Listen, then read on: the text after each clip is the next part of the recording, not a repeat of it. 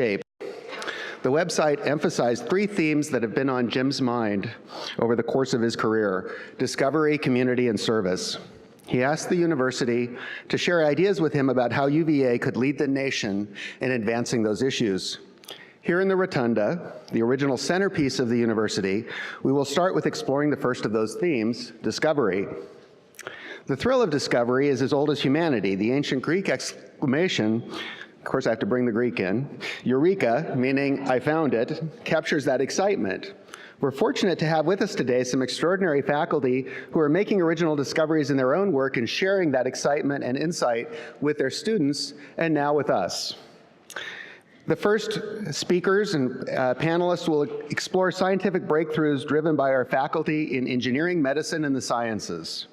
The second will explore discovery as a critical dimension of the arts and humanities. That panel will emphasize how research and teaching come together in new and exciting ways. And the final panel will feature research that is taking place across the university on issues of democracy and citizenship.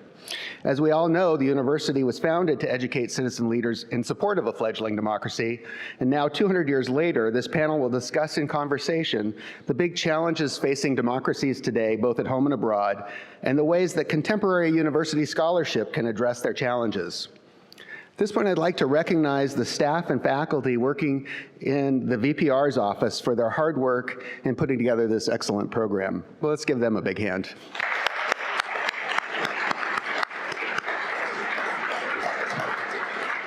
Now here to introduce the moderator for our first session is Malur Ramasubramanian. Pretty good for a Greek, right?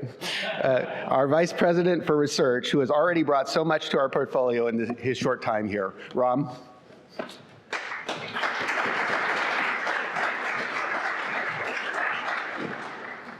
Thank you, Tom, and good morning. The profiles of discovery sessions exemplify our research prowess, deep critical thinking, and leadership on a wide array of topics. After listening to the sessions, you will agree with me that UVA is well poised to making the world a better place through discovery in all its forms. Dr. Babar Latif will be our moderator for the first session entitled Spotlight on Research Excellence at UVA.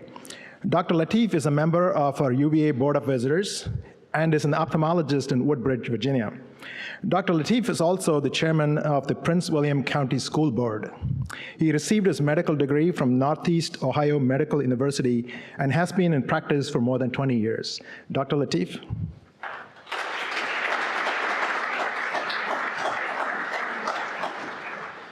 Thank you. In remarks made last night by President Ryan, he reminded us that as educators, regardless of if you are a kindergarten teacher or a university president, your job is to help students and colleagues realize their potential. Today, I have the second best role on the inaugural celebration, and that is to introduce some of University of Virginia's best and realized potential. Our first session, Spotlight on Discovery, will have 5 brief keynote talks. Research is full of surprises and fortunate accidents. While it was unplanned, a theme of sight or vision has emerged in this session after we assembled a diverse group of outstanding researchers to talk about their work. Our speakers will talk about how we see our universe, how we see accidents before they happen in robotic surgery, how we see the connection between infectious disease and malnutrition, how we see the importance of visual cues in brain self-assembly of neural circuits early in life, and how we are attempting to build our research methods related to preventing vision loss due to macular degeneration to solve widely ranging diseases with available drugs and combinations thereof. Our first speaker is Kelsey Johnson, Professor of Astronomy, Director of the Eccles Scholars Program, where, by the way, she does an incredible job helping our students realize their potential. She's also the director of Darkside's Bright Kids program. Her talk is titled Unsolved Mysteries in the Universe. Professor Johnson.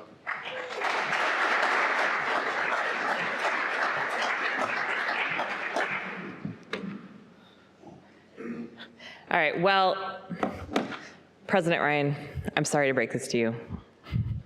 I actually have the best job at UVA.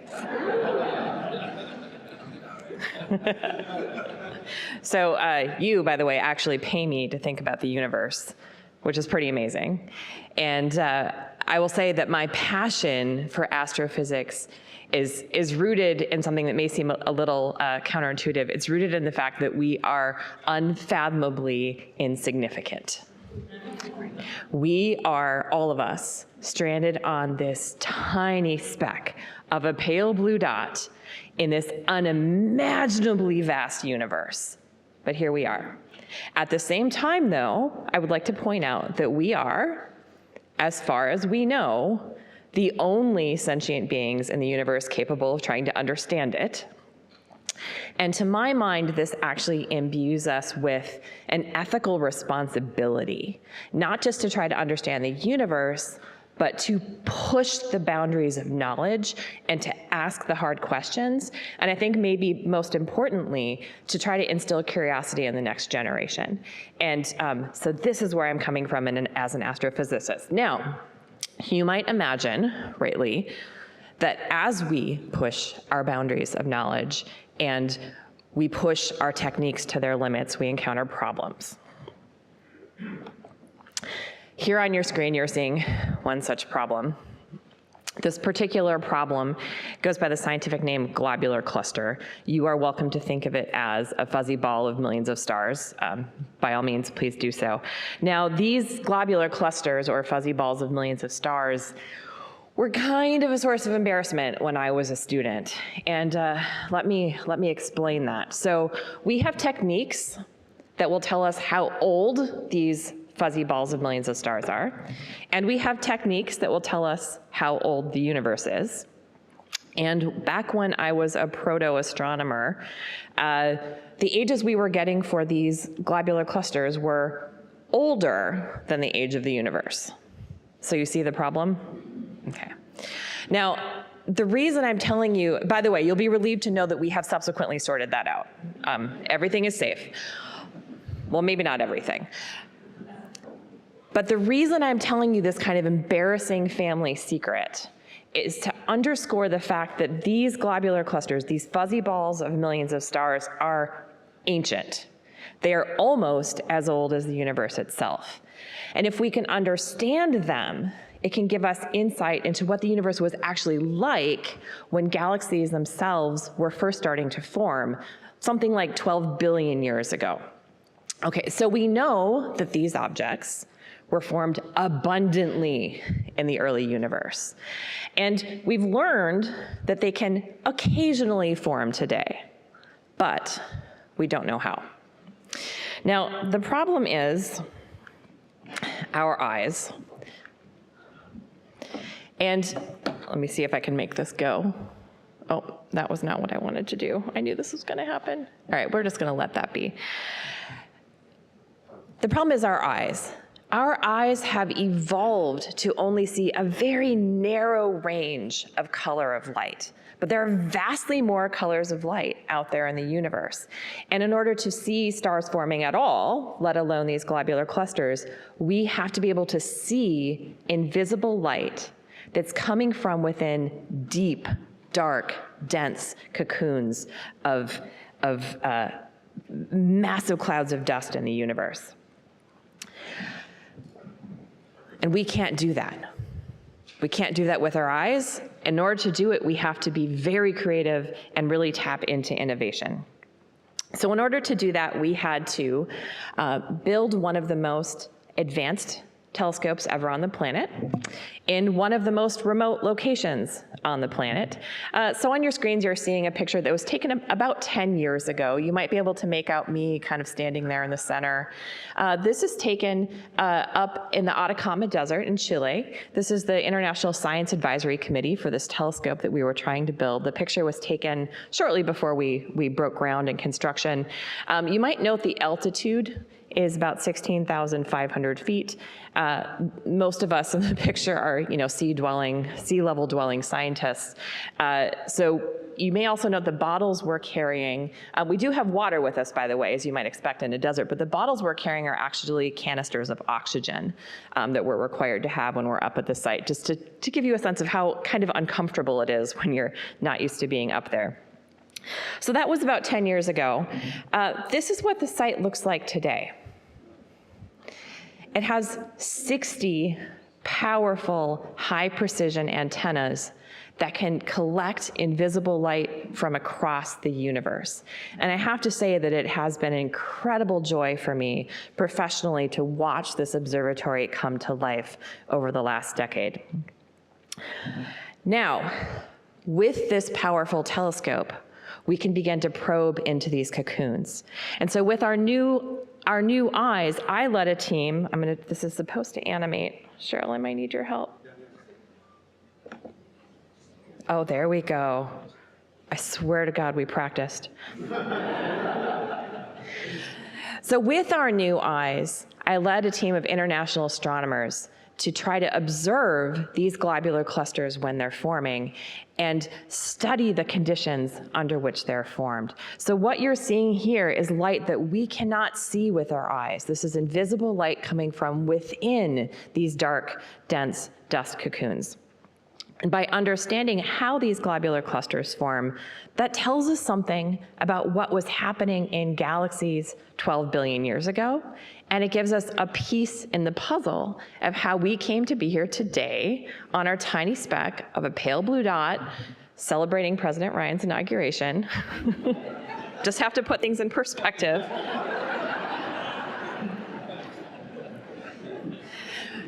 And that brings us back home.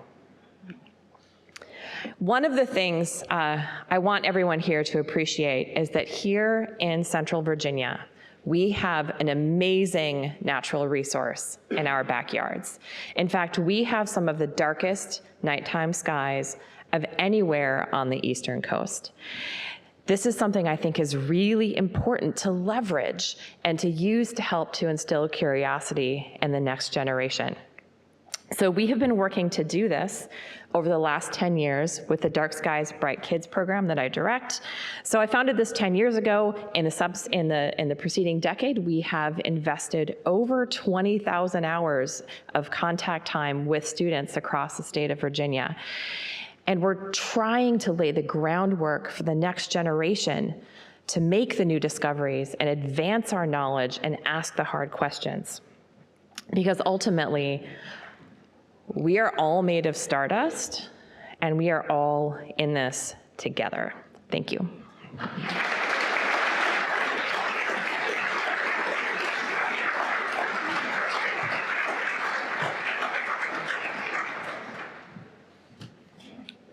Thank you, Professor Johnson. Our next speaker is J.C. Kang, the Paul T. Jones Jefferson Scholars Foundation Professor of Neuroscience, the Department of Biology, and the Department of Psychology.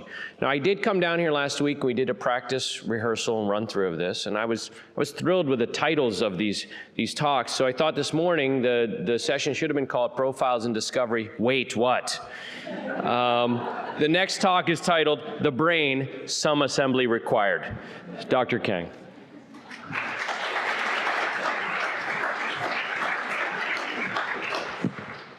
Thank you, and good morning. It's such a pleasure and honor for me to be part of this special celebration. When I first told my daughters that I would be speaking in front of President Ryan, they asked me to show their pictures. I think that's because they just recently heard there's a presidential suite in Scott Stadium. So here they are, as requested. But I didn't tell them that I would also show these pictures of them when they were newborns. The reason, other than to embarrass them like any parent would do, is to raise a question. The question is, how do you get from the picture on the left to the picture on the right? And there has to be a lot of changes that take place during this developmental period. But I think you would agree the most important and the most interesting is brain development. And that's why I have been studying this topic in like last 15 years now. Brain development, in a way, is like putting together IKEA furnitures. You need to know the components, and you need to know the procedure. And the reason we study this is if this process goes wrong, even with subtle changes like this, there would be devastating consequences, such as what you would see in a number of neurodevelopmental disorders. Of course, the brain is infinitely more complex than IKEA furniture. Just in terms of numbers, in terms of numbers of components, we have about 100 billion with a B neurons of nerve cells in our brain. Even in mouse brain, which is a model system we use in the lab, there are about 75 million neurons. These neurons are diverse, and interestingly, these neurons can talk to each other through this neuronal activity, the spikes of activity. So let me show you a short movie of such neuronal activity. This movie was taken right here in my lab at UVA using this rather powerful microscope, which allows us to see into the brain through an imaging window. We also expressed special molecules in these brain cells, which report their neuronal activity through changes in fluorescence. So as you can see here, each white circle is one neuron, about 10 micrometers in diameter. So hopefully you'll see these flashes of activity, these spikes, as if these neurons were just chattering along when they serve important functions. And having this imaging method does allow us to listening in on the secret language the brain uses. It also allows us to track the changes these neurons experience during development. Right, those are the components. What about procedures? First, genetic factors are important, not surprisingly. Again, using my daughters as an example, just by the genes they inherited from my wife and me, and they look like us. They have similar personalities. In fact, the importance of genetic factors is beyond brain development. It's really important really for every aspect of our being. But what's really unique about brain development is experience or environmental factors can also profoundly shape the function and the connection in the brain. Again, by their genetics, my daughters are Chinese, but they speak English as their native language because they were born here, they are growing up here. What that means is the brain centers in charge of language is not predetermined or is not fixed by genetics, but instead they're plastic. They are shaped by the activities they experience when interacting with a specific environment. Again, they're also huge sports fans, which is probably a mixture of nature and nurture. Also, I want to point out that the fact that they speak English better than I do indicates the brain is more plastic in early childhood, because I did not start learning English until much later. See? It's not by design. Not until much later in life. In the lab, we do not study human language. It's just way too complex for us. Instead, we have been studying visual system, which also develops in an experience-dependent manner.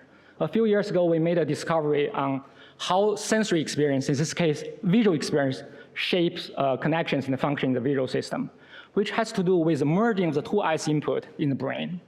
What we discovered was that early during development, the input from the two eyes are mismatched, and this matching takes place in a critical period. The reason we call it a critical period is because sensory experience is required in this matching process. Otherwise, the matching would not take place, and because adult brain is not nearly as plastic, this deficit would not recover spontaneously. So although our discovery was made in mice, in animal models, it has profound implications for human health. In human, visual deprivation can take the form of amblyopia, like lazy eye, or strabismus, or crossed eyes, which affects millions of children and adults in the US. Just like in animal models, this deficit have to be corrected early in childhood. Otherwise, they would lead in permanent deficit in, for example, 3D vision, in seeing 3D images. It's important to know that in these individuals, the eyes are largely normal. It's the connections in the brain that's miswired. So this could be good news, because if we can somehow rewire those miswired connections in adulthood, we can perhaps treat these disorders.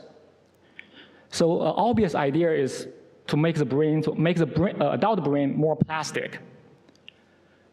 This is in fact one of the questions we're working on in the lab, among other questions, as well as many other labs in the field. We're really excited by the potential of this idea, because not only it can treat the neurodevelopmental disorders that I just introduced, it could also help the recovery from brain injury and neurodegeneration. Even in normal aging, perhaps it can make us more flexible and adaptive. Right, we're really excited. These are actually the people that are excited working on these questions. I want to acknowledge them at this special occasion. Of course, I want to thank my past lab members and collaborators and funding sources. Thank you very much.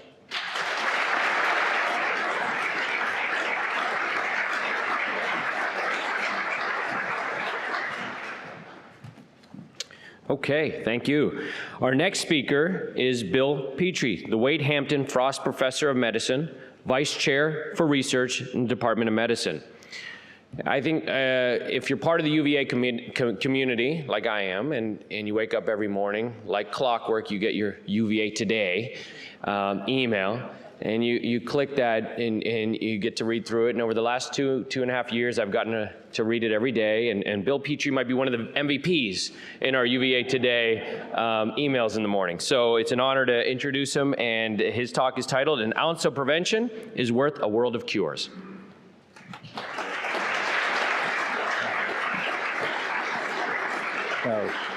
Yeah, good morning, everyone. And President Ryan, it is an honor for me to be part of your inauguration. And I was going to tell you about a little bit about what's going on in infectious diseases at UVA. And that the title of my talk is like "An Ounce of Prevention Worth a World of Cures." And hopefully that'll be clear why I'm saying that. We're actually on the 100th anniversary this month of the influenza pandemic that killed an estimated 20 million people. And I wish that flu had gone away, but of course, as all of you know, we had a really bad year with influenza this year with 80,000 deaths in the US. And so that's one of the problems. And so what is UVA doing about that? Fred Hayden, who's a professor of medicine, last month published in the New England Journal a new medicine for influenza. It acts through a novel mechanism, which is preventing the virus from stealing the 5' ends of human mRNA. And this cures flu within 24 hours. It gives us only our second drug against influenza. So a major advance through an academic pharmaceutical company collaboration at UVA. So as I was telling you, sort of like globally, but locally, we've got big problems with infectious diseases. This is from the Virginia Department of Health. We're looking at people living with HIV in our state. And as you can see, that only about half of everyone who we know has HIV is even in care, has even seen a doctor or a nurse in the last year. And only 38% of Virginians living with HIV are under the proper medicine so that their virus is suppressed. So that's a huge problem. So what is UVA doing about that? Becca Dillingham, a professor in infectious diseases, has developed an app called Positive Links that uses warm technology to help people adhere to their care. So what it does is it sends you a message, have you taken your HIV medicines today? And then the reason this app works and other apps have failed is that the user personalizes the response. And so one of the users, when she clicked, yes, I took my HIV medicines, the app told her, Jesus loves you. Another user of the app, when he clicked no, it said, get off your you-know-what and take your medicines. And so, and this app has increased HIV suppression from 38% to 75% in people who have used it. And that's huge, because that not only protects the person living with HIV from the virus, but it protects others, because people who are virally suppressed are not infectious to other people. So another area that UVA is involved in is deaths due to infection worldwide. And Dick Garand, would you please stand to be recognized? Dick, for 50 years, has said that UVA should care about this. So. Everything that I do, I think, is and a lot of us do, I think, is from Dick's leadership over the years. But the countries, if you can see, that are in dark brown, 1 out of every 10 children is dying by their 5th birthday. And so that's a huge problem. And so what are we doing? Well, through the leadership of Linda Columbus and Allison Chris, we have a Global Infectious Disease Institute, and those pins show you every country where UVA is engaged in making a difference. I'll show you one example of my work in Bangladesh, there with one of our then infectious disease fellows, Christine Peterson, who's now a professor at the University of Wisconsin. And for 25 years, we've been studying the health of children in the urban slums in Dhaka. And this includes providing free medical care for the community for 25 years through UVA. And I thought I'd show you an example of visiting the children in their homes. This is something that happened today. It happens every day. It's been going on for 25 years. That's Janatul Ferdusi is the woman with the green scarf over her back. She's one of our field research assistants.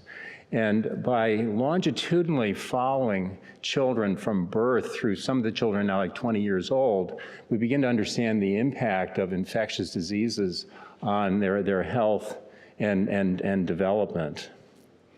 And some of the things we found, for example, children are born well-nourished, but by 2 years of age, even though we're giving them free medical care, they have better access to care than children in Charlottesville, half of them become malnourished, and the importance of infectious diseases in that.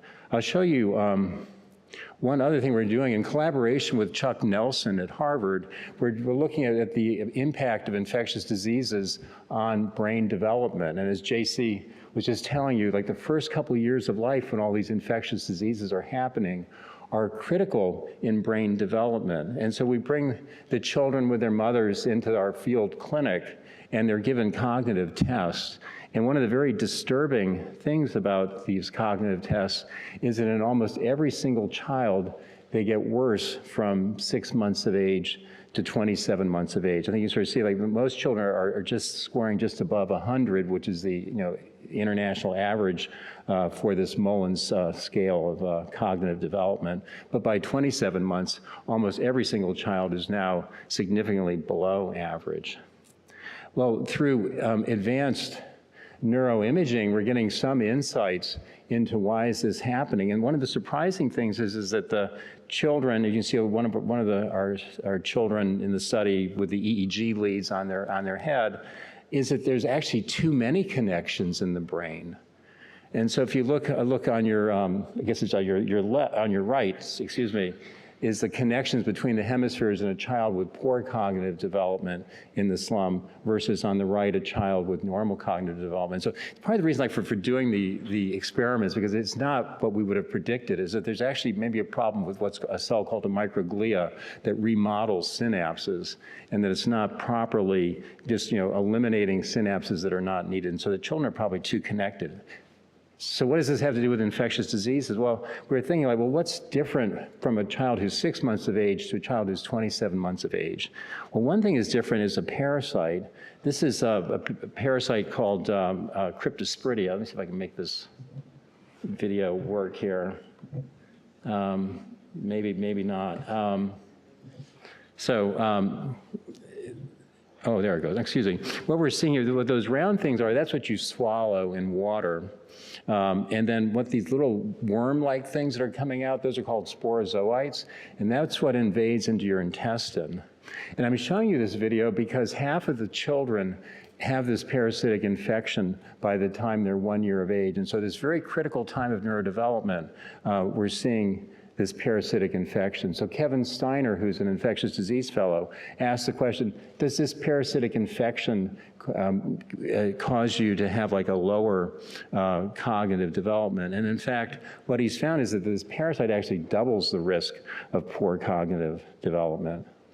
And so what can UVA do about that? One of the things we're doing is to develop a vaccine that could improve cognitive development in children by blocking this parasitic infection. And the approach to doing that is to target this sporozoite, this worm-like form of the parasite that's invading with antibodies. So that's research that's actively going on here in Charlottesville. So could risk the opportunity to say this is our infectious disease team that will be in the Community Bridges 5K tomorrow. And you can't see the President Ryan, you can't see the back of the shirt on the paper, but you can sort of see here, running a fever is our,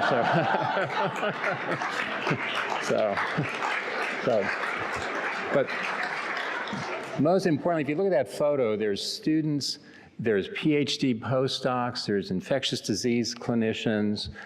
This is the multidisciplinary approach that we need to address the problems of infectious diseases. And I think UVA's ultimate consumer of this advance is Firdousi,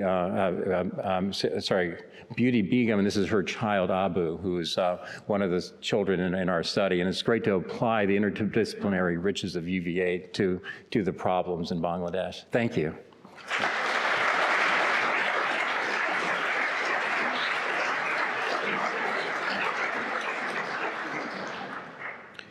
Our next speaker is Huma Alamzadeh, Assistant Professor, Department of Electrical and Computer Engineering.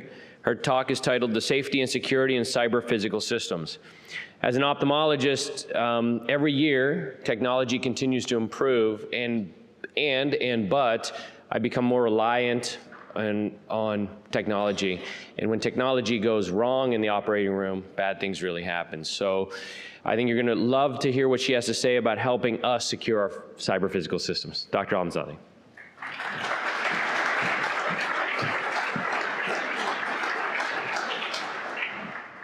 Thank you, everyone. We are at the beginning of a new revolution.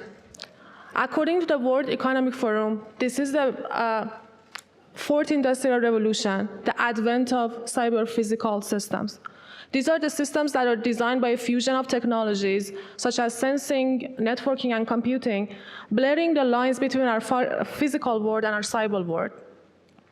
Smart and connected devices have been already embedded into our societies, or even into our bodies.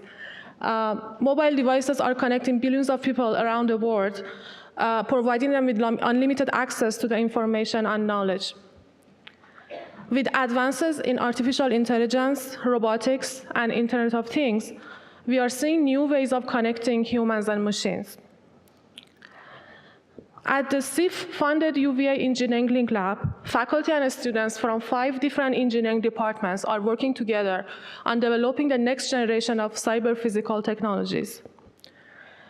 These technologies help us address the grand challenges that we face as a society in the coming decades. They range from medical devices that help doctors provide treatments more safely and precisely than before, autonomous vehicles that improve mobility and safety while reducing transportation costs, and intelligent buildings and smart cities that enable more efficient allocation of resources while improving the quality of life for the residents.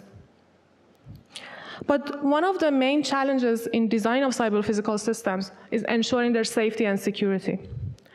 With more and more complexity of the software used in these devices, increasing use of machine learning algorithms, and the integration of these systems with our humans and physical environment, ensuring that systems are reliable, safe, and secure is a very challenging task.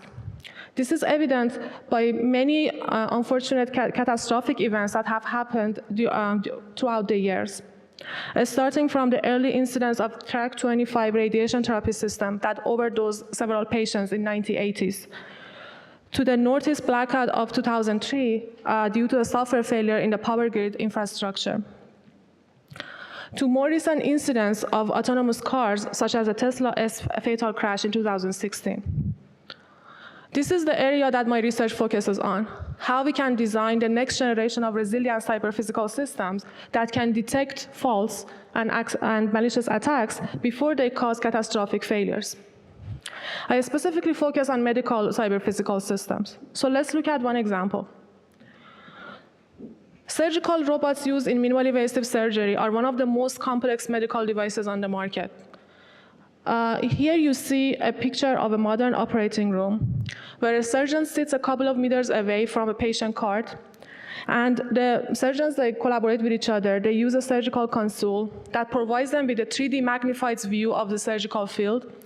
They use these joystick-like manipulators in order to move around the robotic arms that each of them are carrying a surgical instrument, such as a needle driver or a grasper, to do the surgery. These instruments are going through very tiny holes in the range of 1 to 2 millimeters inside the patient body.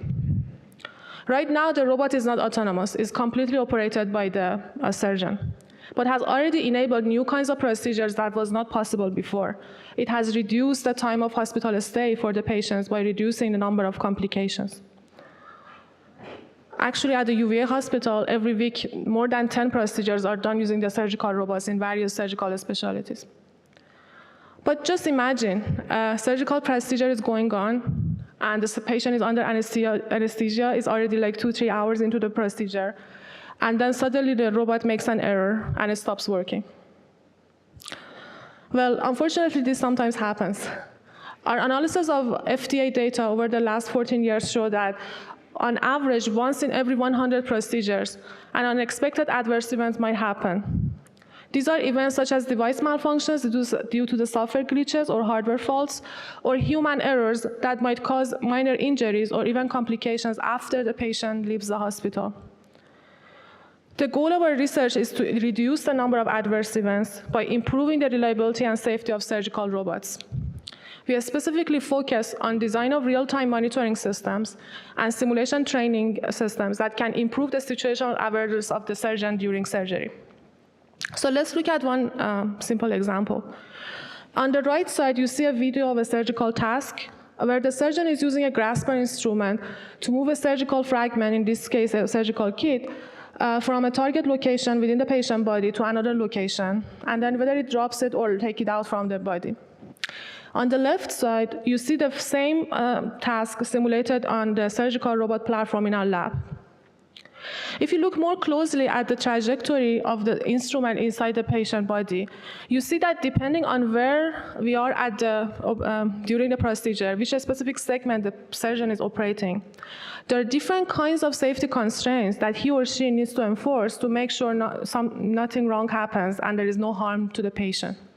These are, for example, limits on the angle of the grasper, the position, velocity, and orientation of the end effector, or even the angle of the camera that the surgeon is controlling. So in our research, our goal is to help the surgeon with enforcing the safety constraints by closely tracking the trajectory that he's taking inside the patient body, and then finding the right kind of safety constraints to be applied at each stage of the procedure. What we have done in order to do this is that we have augmented the software of the robot with machine learning algorithms that, using the computer vision and kinematics data, it can precisely detect which segment of the surgery is currently being done by the surgeon and then apply the right kind of safety constraints to it. So you see on the right side, as the surgery is going on, our robot can actually map this trajectory into the distinct segments, such as moving to the fragment, grabbing the fragment, now going to the destination and drop it. Once the robot has been enabled with this new kind of capability, in a sense is actually aware of what is the context of the surgery, what is going on, then it can actually go and detect the safety events before they're going to happen. So here you see the same surgical task on the left video. This time the surgeon, after picking up the fragment, is loosely holding the grasper, violating the safety constraint on the angle of the grasper and causing the fragment to drop. Just imagine if this fragment was a small needle or it was a cancerous tissue, it would be a safety critical event and it would be a harm to patient. The good news is that our data shows that there is always a time gap from the time that the safety violation is going to be violated from the actual time that the failure or the drop of the fragment happens. So in a sense, we have this window of opportunity to go and detect this kind of violation of the safety constraint, and then either alert the surgeon about an upcoming adverse event or try to fix the robot motion in order to prevent the adverse event from happening. So going forward, imagine a future where autonomous robots are working side by side with the surgical team in the operating room. They even help with completing some parts of the surgery autonomously and more precisely than the surgeon. And they actively monitor all the patient status, all the actions that the surgeon is taking, and the motions of the instruments, and they can detect any sort of safety critical event just before it happens to reduce the number of adverse events. Thank you.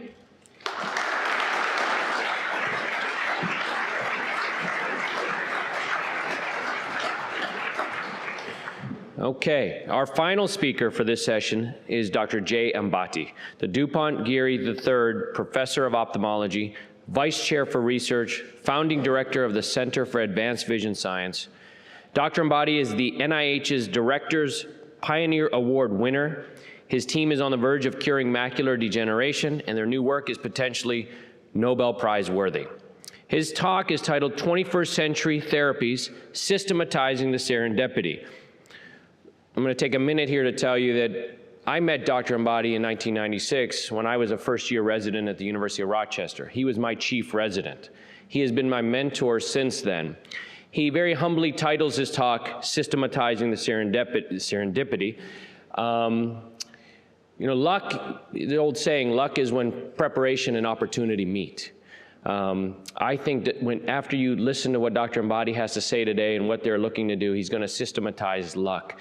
And I'm very excited to present this talk, honored to, and I hope that after you hear this talk, you will say, wait, what? Dr. Ambati, 21st Century Therapy, Systematizing the Serendipity.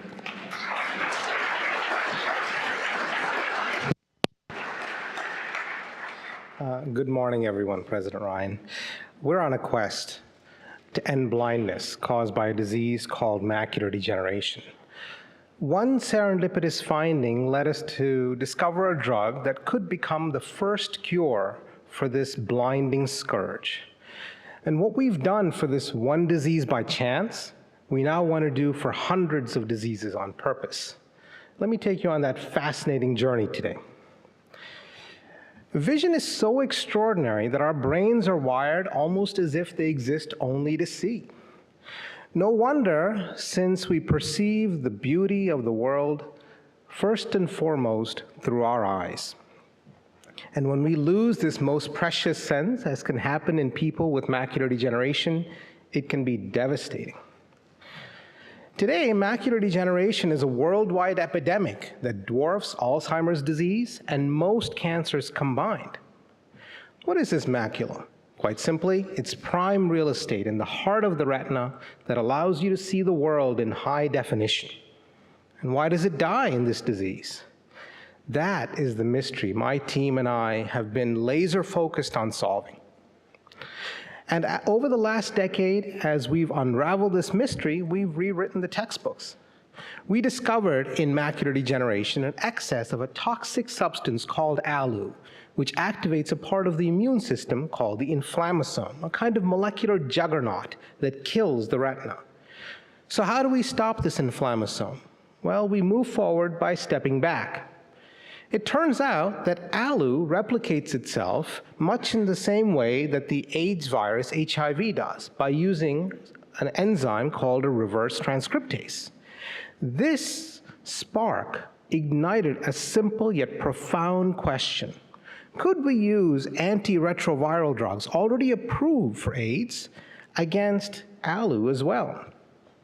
Indeed, as these stunning images of an animal's retina show, the devastation inflicted by ALU was completely protected by an antiretroviral.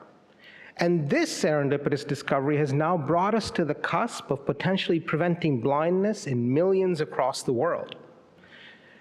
Even more exciting, the very same inflammasome has now been shown to promote many other diseases, including Alzheimer's, atherosclerosis, diabetes, and arthritis. So we wondered whether people taking these AIDS drugs might be protected against other drugs.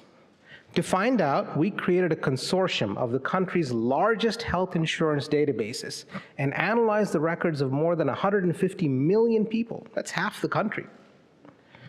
And the results were stunning. We found anywhere from 30 to 50% reductions in the new cases of macular degeneration, atherosclerosis, diabetes, and rheumatoid arthritis.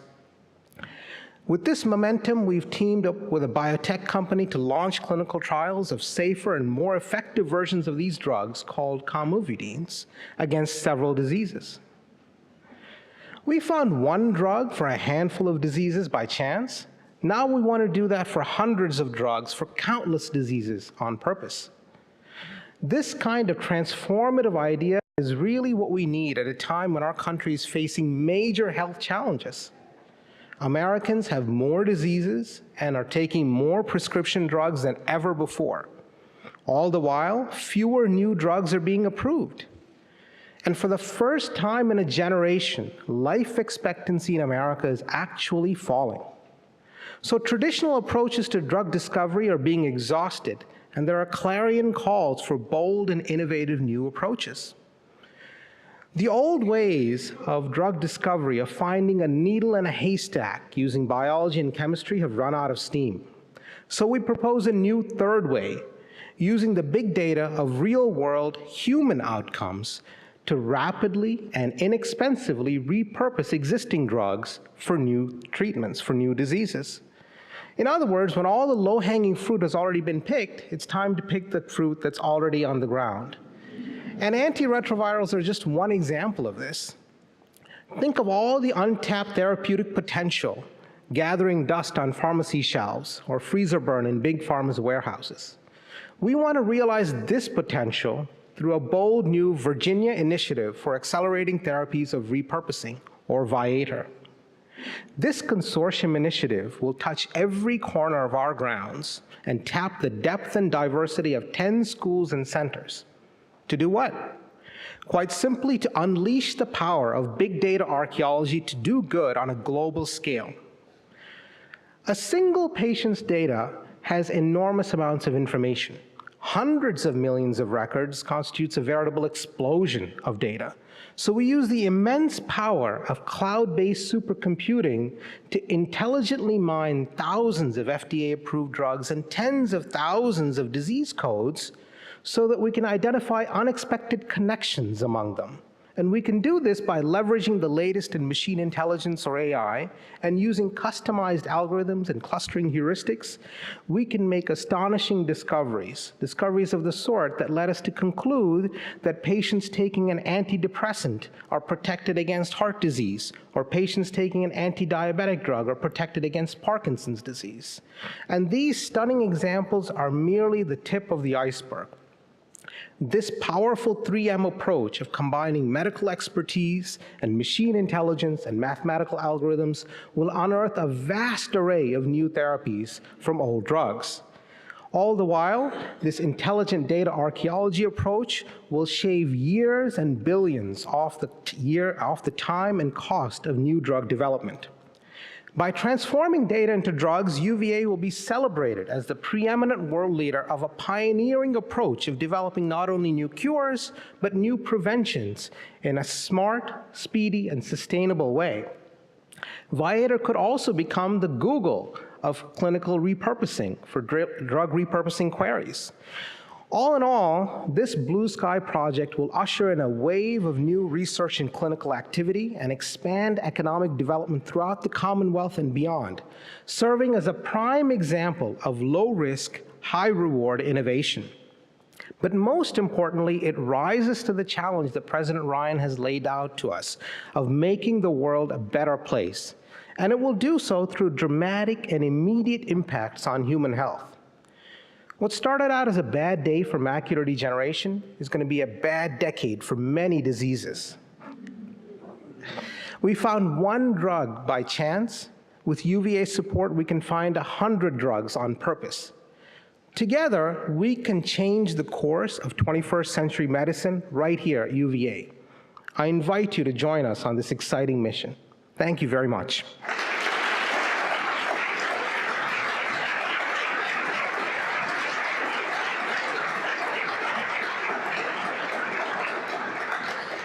Another round of applause for our fantastic speakers this morning. Thank you very much.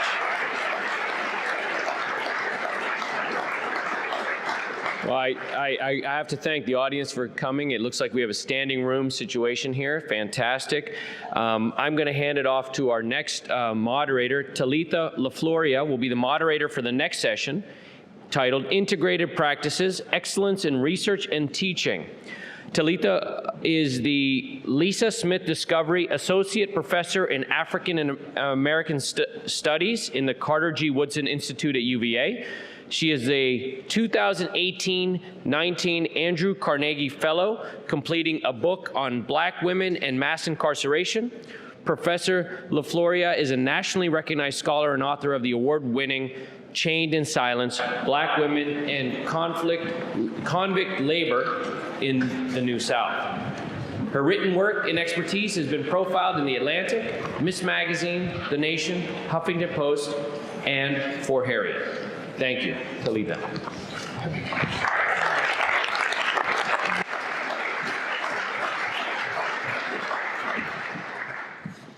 Thank you very much. Good morning. It gives me great pleasure to introduce the panelists for our next session entitled Integrated Practices, Excellence in Research and Teaching. I will introduce our next set of speakers in the order in which they will present. A.D. Carson is an award-winning performance artist and educator from Decatur, Illinois. His work focuses on race, literature, history, and rhetorical performances, and has been featured by Complex, Forbes, The Guardian, NPR's All Things Considered, OK Player, Time, and XXL, among others. His most recent project is Sleepwalking 2. This work extends from his doctoral dissertation, a rap album and digital archive, titled Owning My Masters, The Rhetorics of Rhymes and Revolutions.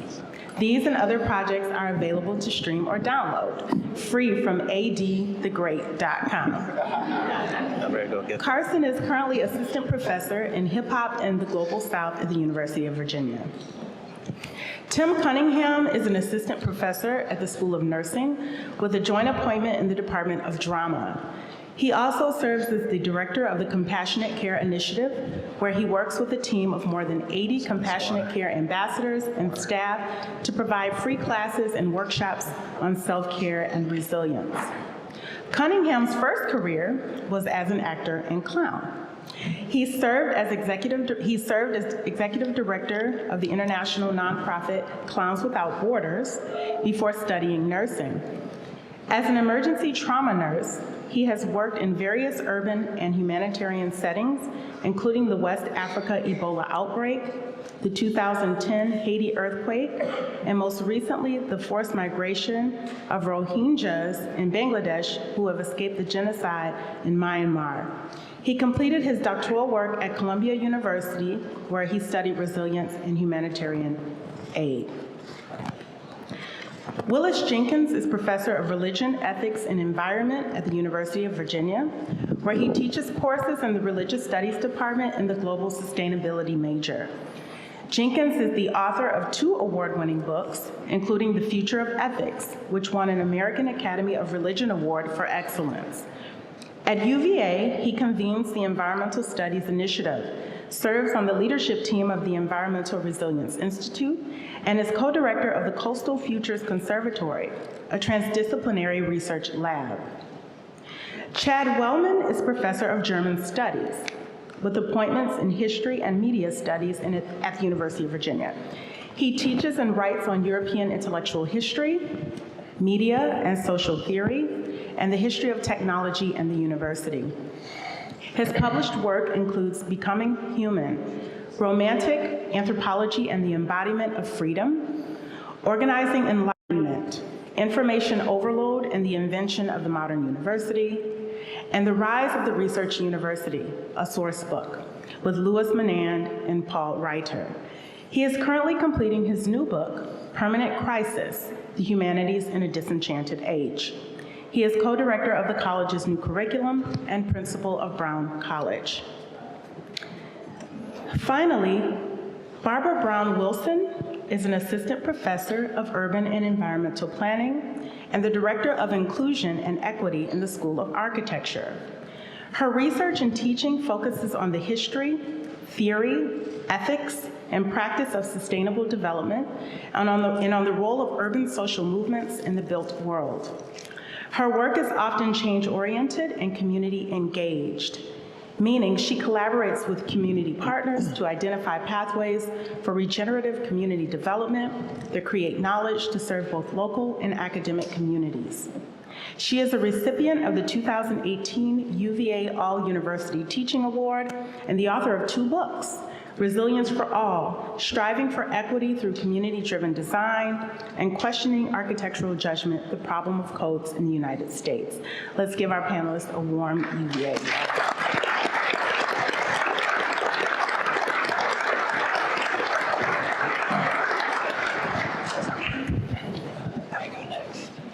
All right, peace to y'all.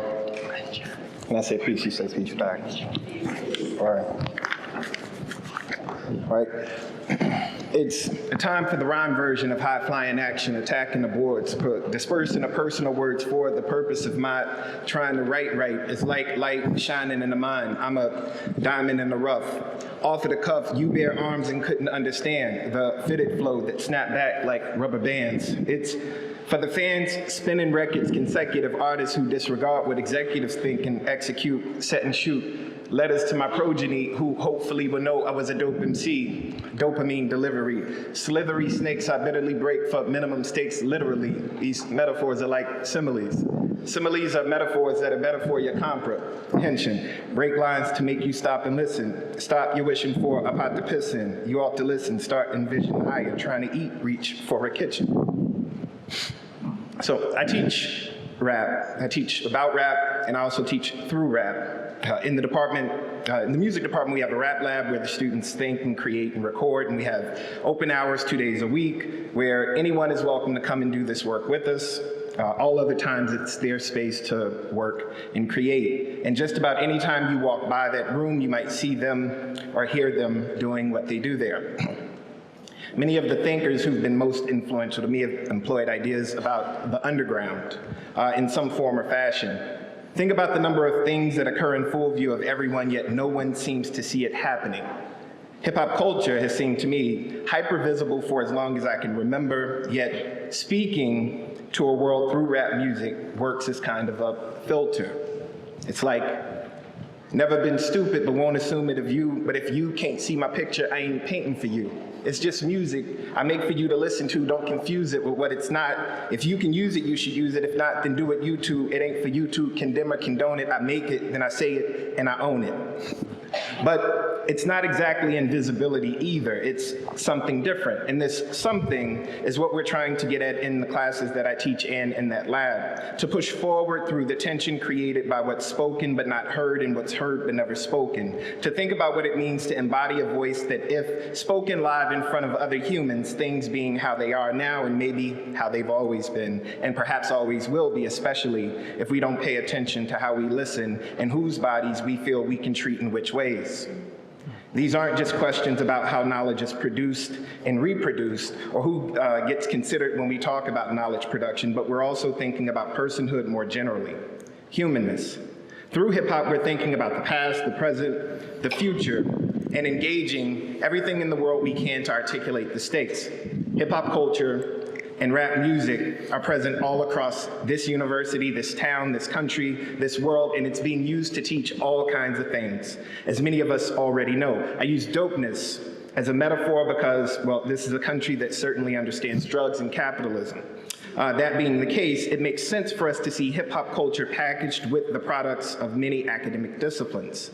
Some of us more actively engage with it, and I imagine, if nothing else, our students appreciate our attempts. But it's really no newer to the university than it is to the world if our students come to us from the places in the world where it's made and consumed. The important questions to me now, however, are about what the work is that hip hop is doing and how responsive institutions like this one will be to it. I don't think that most of the students come to or from my classes expecting to become the next Rhapsody or Kendrick Lamar, though I do think there's great value in the studying of the work that goes into making what those artists create. We could all learn a thing or two, though, about ourselves in the world if we tried writing or deciphering 16 bars of rhyme. I'll leave you with these.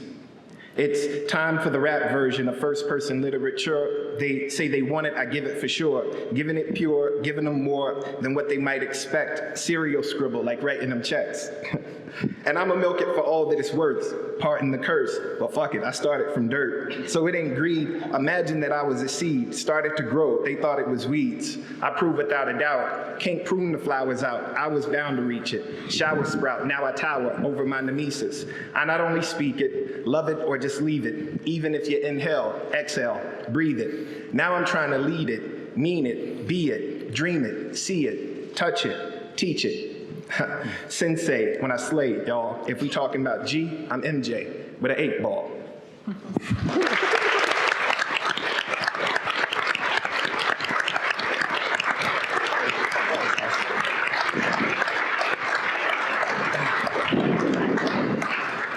Thank you, AD. All right. Tough act to follow.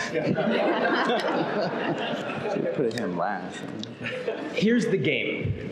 I'm going to ask everyone to stand first, because we know that sitting is the new smoking. So if you can stand, please stand. And I'm going to stand up here and speak up. So can everyone see me okay? Okay.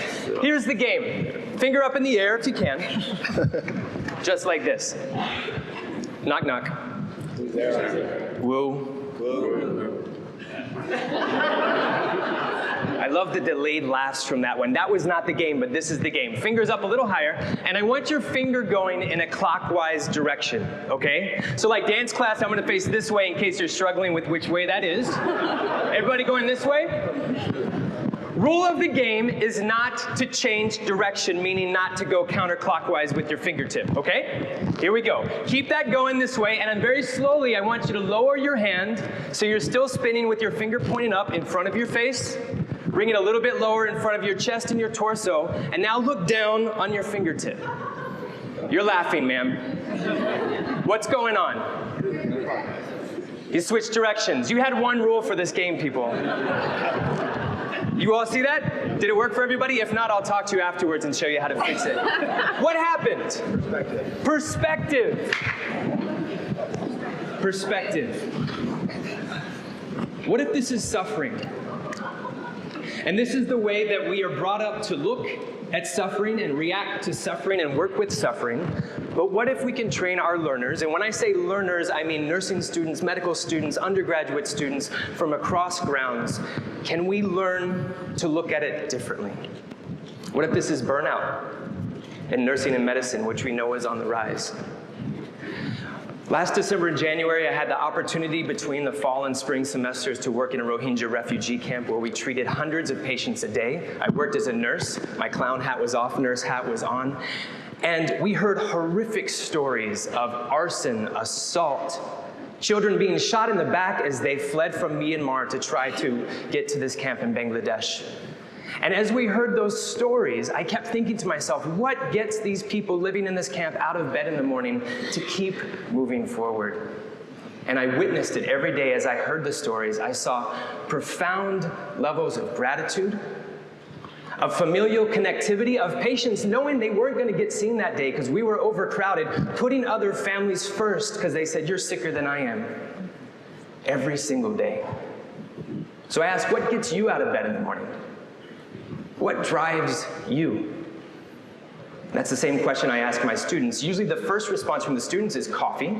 And then I say, let's go a little deeper and let's see what that is. The work we do at the Compassionate Care Initiative at the School of Nursing has a very simple model. It begins with self-care. Self-care builds to resilience. And when I say resilience, I mean individual resilience as well as organizational resilience, which then churns out compassionate providers and compassionate care. Some research that we're doing right now is on a phenomenon called the pause. It was founded by an emergency nurse here at UVA in 2009, John Bartels, and it's real simple. It goes like this. When a patient dies in our health system, a member of the team, doesn't matter who, nurse, physician, pharmacist, environmental services, technician, chaplain, social worker, says, let's take a pause. Let's take a moment to honor the death and the life that just ended in front of us. We don't know this person that died, but we can assume that they were loved and they loved. And in the same moment, let's honor everyone on the team that did everything they could to try to save this patient's life. And then the team stands for 30 to 45 seconds in silence, and that's it. And they leave. Our research shows that the practice of the pause has spread to 4 continents. Health systems, emergency departments, surgery units, ICUs, oncology units, boardrooms are now using this practice. Our research also suggests that unprompted, our participants all said that the practice of the pause is a form of self-care. Gone are the days to say the only way to do self-care is meditation and yoga. Yeah, those are good forms of self-care, but we're learning that self-care is as diverse as our community. We also found that providers that practice the pause said that when they finish doing the pause, they feel more present when they leave that hospital room and go to treat the next patient or next family. And isn't that something that we should expect from all of our nurses and physicians? All of those providing care to us when we're at our worst and most vulnerable? That's what we teach at the Compassionate Care Initiative. That's what I integrate into my classes. That's what my esteemed faculty do in small self-care practices at the beginning and end of class when we reflect on our day's work. It's simple, but it's complex. Audrey Lorde, the activist Audrey Lorde, talks about self-care, saying self-care is a radical act. And I would argue that it certainly is, especially in American healthcare, where we are brought into the work to generate income, to churn patients through, in and out, save lives, and we sometimes forget that we're actually caring for human beings. So the radical act of self-care that we're teaching our learners is to take a pause, take a moment, know where you are, so that you can be the best person with the people that you're working with. How do you look at it? Thank you.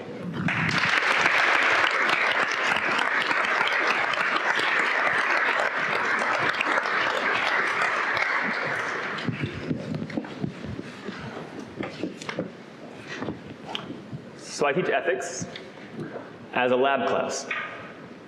I'm in the Department of Religious Studies. I teach in the sustainability major, and my research focuses on ethical and cultural dimensions of ecological relations. I'm interested in how rapid change in environmental systems puts stress on moral systems. I research in particular the ethics of climate change. And one of the basic intellectual challenges for climate ethics involves deciding whether and how inherited concepts apply here. For example, is climate change a human rights violation? Does our inherited, very powerful idea of human rights help illuminate climate vulnerability as a form of political violence? Or, on the other hand, does it shoehorn complex planetary relations into an ethical tool primarily meant to protect individuals from states? How well do received ideas of justice work for causes and consequences that stretch across generations? How to imagine responsibility for non-intentional outcomes of aggregate actions in nonlinear systems that have no formal solution? How to think about the relation between good action for humanity as a species and a good life for individual persons? Those questions, they shape my own research, and I could lecture a class on possible answers to them, but there's an underlying, gnawing doubt to the whole exercise that many students feel, and maybe by now you do too. Does ethical argument even matter? Does it maybe worsen our polarized predicament? Shouldn't we make and accept whatever arguments motivate action of any kind? So I began making that doubt, does argument matter, central to the experiment of the course by turning it into a lab in which participants collaborate to develop responses to some of the hardest questions in climate ethics, present them publicly, defend them cooperatively, question the arguments of other teams, submit peer feedback, and then finally as individuals to write out their own position. And moreover, because they must develop public arguments with the team, they have to negotiate creating a position with colleagues with whom they do not fully agree and defend them before questions they do not like. Just like the real world. And my role in this is as interlocutor and participant, taking the lead by interacting seriously with each argument, and then taking my own turn in presenting a question. Last year, the question I got was, should UVA divest from fossil fuels? Every year so far, a noticeable transformation takes place as participants experience me and their peers taking seriously their arguments, not as better or worse debate performances, but as intellectual and existential stances that they actually hold. They start working much harder to make arguments that they believe in. Their positions also become more complex, incorporating political and ecological difficulties rather than evading them. They could often get away with cynical debate, but they seem to choose against it when they know that their colleagues feel the weight of the question and are looking to them for some light. Along the way, I invite them to reflect on their experience of the lab as a whole. Why are you working so hard? What do you find an argument has to accomplish in order to succeed? How has interacting with others changed your own ideas? And what does that tell you about how argument matters in your context for this problem? I'm not always convinced by their responses. I rarely agree with their positions. But my own research always learns in this lab. My own sense of how argument matters is tested. My own sense of how to meet the difficulties of climate change with the inherited tools and concepts I have is expanded. Thank you.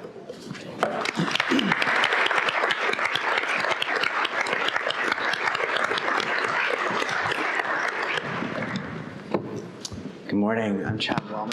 Whoops, sorry. So I grew up in the foothills of Western North Carolina, far away from what my dad used to call the fanciest universities in Chapel Hill and Durham. And so it made perfect sense to me that I could be both a poet and a physicist, writing lyrics about my hopes for cold fusion. Yes, that was my 5-year science fair project in Shelby, North Carolina.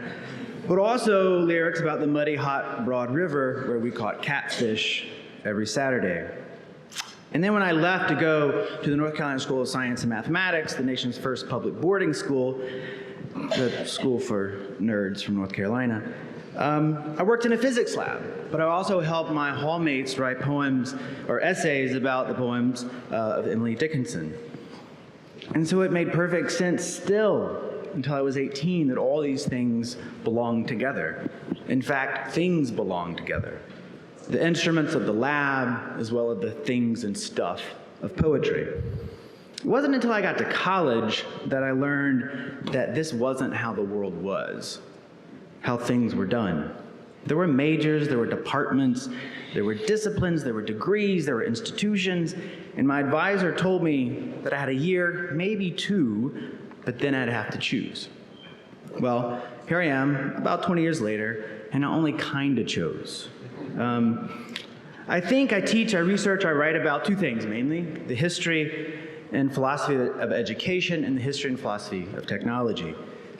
One way to think about that, the way I've come to think about it, is I think and I write and I research and I teach about what it means to know, what counts as knowledge that you can trust. And this plays out in my daily writing and research and my teaching in 2 main ways. How intellectual, material, institutional boundaries and borders and distinctions both help and hinder what we do and what we can know about the world, ourselves, and others. So I write about the history and philosophy of universities and higher education. And I help students, or I try to help students see how these boundaries, how these distinctions are arbitrary demands, perhaps, from their perspective, but they're also ways to discipline, develop, and nurture how they think and how they situate themselves in the world. And most recently, over the past 4 years, it seems like an eternity now, my friend Kelsey in the front row here, that's cashed out in the college's new curriculum. A new general education curriculum that's in its 2nd pilot year, and we have 4 engagements or domains of ways of thinking that aren't tied to the departments necessarily: ethics, aesthetics, the empirical, and difference. And the basic claim is that regardless of what field you're in, what you're going to do when you graduate, you're going to have to ask questions about what is a good life? What is beautiful? What is ugly? What constitutes evidence? What constitutes data that you don't simply apply, but data, how you understand how it's structured, what kinds of arguments you can make about it? What does it mean to live in a world, a neighborhood, a university, a commonwealth, a nation that's riven, but also made beautiful by difference and pluralism. The second way that this cashes out is I write about the relationship between what and how we know is always bound up with the tools, the techniques, and the technologies that we make and inherit. So I write about things and I teach about things like Google before Google. That's one way to think about what I do. The long history of knowledge technologies, from the invention of writing and the printed book to Google's PageRank algorithms and our new digital archives. And then I bring this research, I bring this thinking into the classroom, for example, in my latest research on machine learning. By working through the newest archives claiming to have, for example, just to name two of the more catchier ones over the past year, that have claimed to have taught machines to detect, quote, criminality or sexual orientation in facial images. Just let that sink in for a minute, okay? And I try to teach my students already in the first year that you don't have to know what happens inside the black box necessarily. You can start with where and how they got the data. What are they claiming? And so I help them to see that machine learning is, like most things, all too human.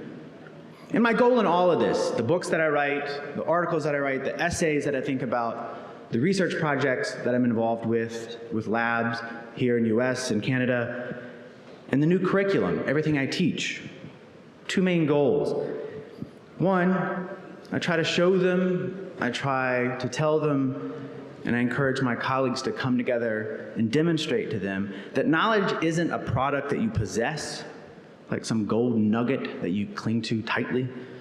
Knowledge is an activity that you aim to perfect. And two, the university is not a content delivery device. It's a community of people practicing knowledge. Thanks.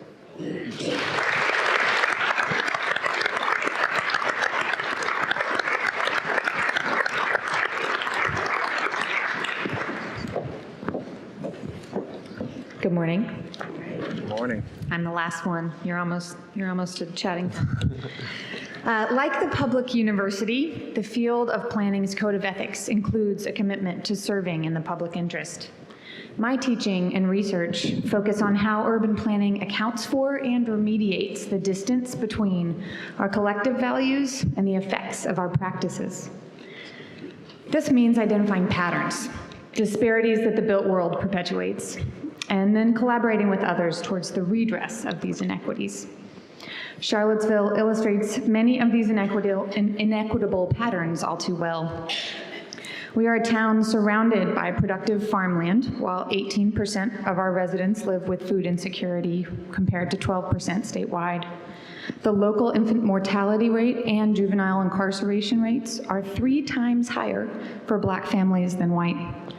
Just this week, the New York Times covered the disturbingly high achievement gap between Black and white students in Charlottesville public schools. And Charlottesville is also one of the hardest places in the United States for low-income families to build wealth.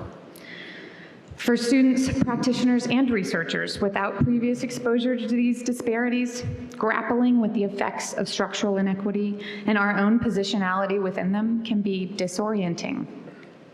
My students work with residents in socioeconomically and ecologically vulnerable communities, and they not only learn how to collaborate to solve problems, but they also learn that a resident's local knowledge is as valuable as our technical knowledge to solving these challenges in place-appropriate ways. In my research, I've sought to identify tools to ensure that previously underserved communities benefit from urban planning interventions, which communities are justifiably distrustful of because of the histories of urban renewal and displacement, while not being taxed with the burden of educating planners on the realities of racism and of poverty.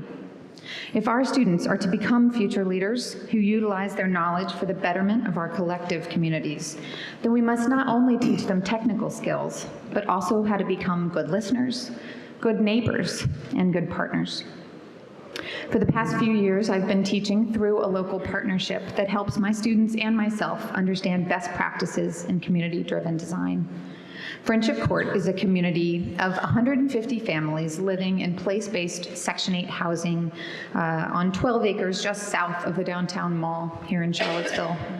We collaborate with resident leaders and with local affordable housing provider Piedmont Housing Alliance to support their resident-driven redevelopment process for the community. My students had the great privilege of supporting the youth leadership team as they contributed their wisdom to the redevelopment process. Many UVA students describe this experience as transformational, and a small team of them actually asked to continue supporting their young partners through another full year of collaborations until the program's end.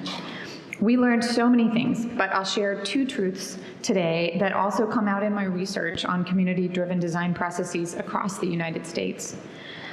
First, as one Detroit resident said it best, if you are not at the table, you are on the menu. It's memorable, isn't it?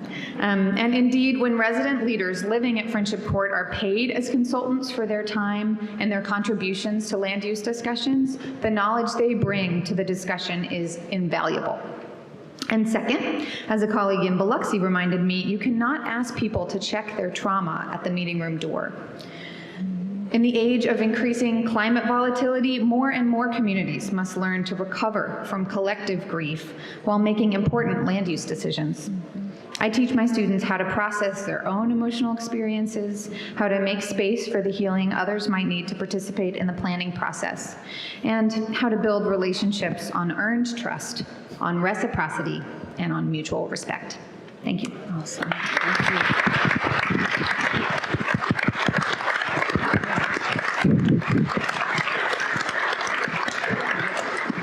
Well, thank you. All right. Thank you for your wonderful presentations. At this time, I would like to pose a couple of questions to each of you about your research and teaching at UVA, or your vision for research and teaching at UVA. My first question has to do with your vision for the future of curriculum. How would you imagine education and coursework that we currently are not doing at the university, that we should be doing? And how does it fit into your work or world? Yeah, go ahead. Yeah. So, Google General Education UVA. That's all you gotta do. That's our vision, at least in the college there. One of the most important things that I think that I see as a massive failure of higher education in the U.S., and this is based both on what I write about, but also I had the great privilege, the Mellon Foundation paid for me to take a year off and go study in the engineering school 2 years ago, so what they call kind of a second graduate education. And that was eye-opening, and it has transformed my research, my thinking, and about the curriculum. And I call it now kind of the post-facto ethics attempts, right? So the New York Times is consistently writing about the wonderful things that MIT and Stanford are doing and bringing ethics to the engineering schools, ethics into their computer science courses. But in my experience, both at places like Stanford, where I was last spring, but also in our own engineering school, is that in our rush to code and our rush to embrace CS, whatever we might imagine it to be, we've overlooked or ignored the ways in which the most basic decisions, right? So the first day when I was with 499 other first and second years in Intro to Computer Science, learning the basics of Python, that the basic decisions that are made and then get scaled and iterated are profoundly human. But then we teach about these decisions and ethics only after the real scientists, the real researchers have given us the products, and then we say, oh great, now we need Willis here, some ethicists to teach us how to deal with what we've done. That's how we think about ethics, that's how we think about knowledge, and that's how we think about technology, and it's obscene, I think. And so, just Boolean logic, right there, you need a philosopher, you need an ethicist, you need somebody who can sit there with these 500 students and say, we're making big decisions at the line level of code. Are we just going down the line? Yeah, or, okay. Well, I can pick up from that. If you have a response. I'll pick up from that, exactly, just that. So one of the things I most appreciate right now about the research environment at UVA is there's just great support for transdisciplinary research labs. So I'm involved in several labs, and in one of them, working with environmental scientists and artists from the music department and historians to think about coastal futures. And what we're doing is trying to do something that the NSF is calling for, think about coasts and people together. I went to a summit this summer from the National Academies of Science about integrating this stuff from the beginning, so that we're not trying to then combine all these knowledge products after we each individually create them in our own separate part of the factory. But so I think UVA is doing well in that, in supporting these kinds of initiatives to bring researchers together from the beginning to think about integrating. What I would love so the question for teaching, I would love to be able to bring students more regularly and consistently into those research labs as part of our teaching labs. So when we're in those transdisciplinary labs, thinking about difficult questions that require multiple ways of knowing, we're, as researchers, dwelling at the bounds of difficulty. And students will learn the most when we can bring them into those bounds of difficulty, help them see our own practices for negotiating it, working together, attempting to collaborate, and undoubtedly will push us. So I would love to have the chance to do that more. I think interdisciplinary all the time as much as possible as sort of a general statement. And then more specifically, I would be curious to see how we can shape a critical lens on community service to ensure that it's authentic community service and not lip service. Often in academic communities, there's so much emphasis that we train our learners undergraduate to the graduate level, get funding, do this bench science, do this research, which is powerful and profound, as we've seen this morning and all day. Publish, publish, publish, publish. Get your picture taken with the kids down the road, and then go back to publishing and writing. And I would love to see that shift change. One change could be if we can work with our administrators to put more weight in authentic community service. Can that be equivalent to X amount of publications per year? So our faculty are thinking that way and acting that way, and that way we can mentor our students better. And as faculty members, we won't be afraid of when tenure comes along that we're not making the cut, because perhaps the cut might be a little too traditional. Yeah. Well, I think that so there's something sort of inherent in the work that's being done already. I mean, the very like creating, making music, and particularly in the process of writing rap, that is engaging all of these things that folks are doing at universities wherever they are. And I think that folks already see the value in that, and that's the reason that you see hip hop in science, or you see hip hop in literature, you see hip hop in sociology departments, and you see what's strange for me is to think about like hip hop being in one department as opposed to doing the work that it already does, and then using that as a way to think about whatever those problems are. And it seems the way that we're doing it now is really trying to attract folks' interest without really paying attention to the folks who are practitioners already and what folks are bringing into those particular places. And this is what we're trying to model in the rap lab, and why we invite anyone to come to those open hours is because that's the thing that we imagine happening on a wider scale. Of course, we want everybody from all across the university. It's not as though the music is foreign to anyone in this room or anyone at the university. But larger than that, I think that it's not a thing that should remain at the university. And the folks who we want to invite from the community are reluctant to come into this space to do that they're already doing. And so if we can imagine something like what we have here and we call the Rap Lab in a community where folks are invited to come and do that collaborative work together, and then we are partners in doing that work, then I think that that's a start. That's good. Wonderfully, I agree with several people here. I think my teaching benefits from an engagement at a couple different scales. So it's not just what needs to happen in the classroom, but it's actually the relationship that our university can have as a neighbor, and not only locally, but also in all of the communities that we are seeking partnership. So thinking about our public purpose and thinking about how we redress inequities that we've been a part of requires some pretty whole-scale change and reorganization of our value systems. Maybe even just the language of community service, push it even further, right? Community partnership. We should be able to co-teach classes, as other universities do, with people that are bringing in local knowledge, that are bringing in other ways of knowing. We should be having places of innovation off grounds so that people feel comfortable coming to them. I also would love to see us really commit to being an anti-racist institution, and so having anti-racist training as a part of your orientation process, right, when you come through the door, no matter what degree program you're getting into, and really under-promise and over-deliver with our partners, make sure that we're doing good by our community members, not just sort of taking the picture. And then I think we're already starting to do some of this, but large classes that teach you about structural inequity, implicit bias, all the ways that we have to build our cultural competency, and we need these for faculty as well as for students.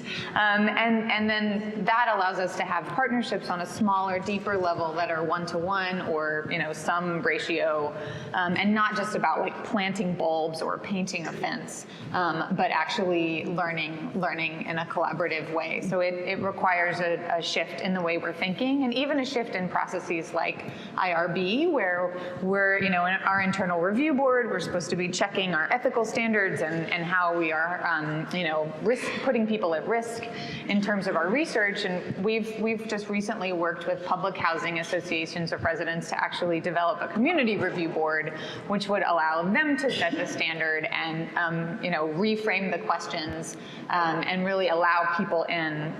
I've only been here 4 years, but in my first year here, there were 24 different UVA research projects happening at West Haven, which is just one community of public housing. It's the closest. And that, you can imagine the strain, right? So really just doing a better job of being intentional and thoughtful, but explicitly, public in our orientation.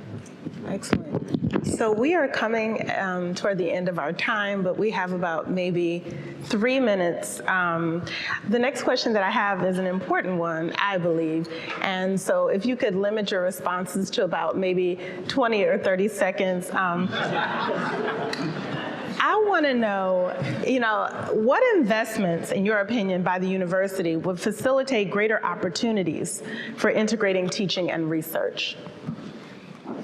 Well, I'll start because it's pretty short. We have been given a planning grant to plan an institute for the redress of inequity through community engaged scholarship. And it pretty much tries to create an infrastructure for the things I just discussed. So that investment for me feels like it will help us redress some of the harm than our less intentional moments that we've created as a university.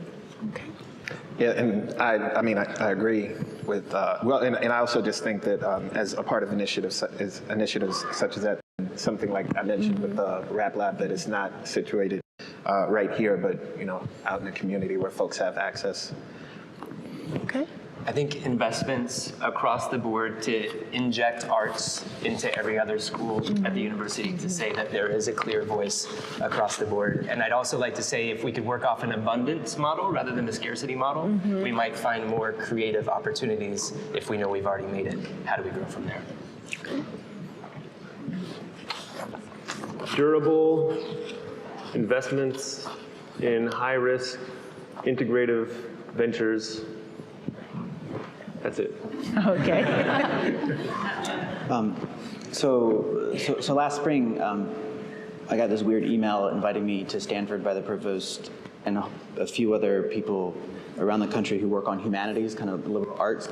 I had no idea what was going on. They didn't tell us. We didn't even have to, I didn't have to go talk, just come talk. And for 2 days we sat there and I listened to how anxious the leadership at Stanford was, and this is what they said. We've always understood ourselves to be peer institutions with Princeton, Yale, and Harvard. If we don't do something dramatically within 3 years, our peer institutions are going to be MIT and Caltech. And the fear was because of just look at what the people are majoring in, computer science. And I think that is just one instance. I don't have to tell soon to be, or now already, President Ryan this, but higher education, especially in the elite realm, is changing dramatically every day. And I think we need to invest time and reflection to actually think about the ends of the university instead of just rushing to compete with what has always been done. Thank you very much. All right. Well, thank you so much again for your excellent presentations. If we could give our panelists a warm round of applause.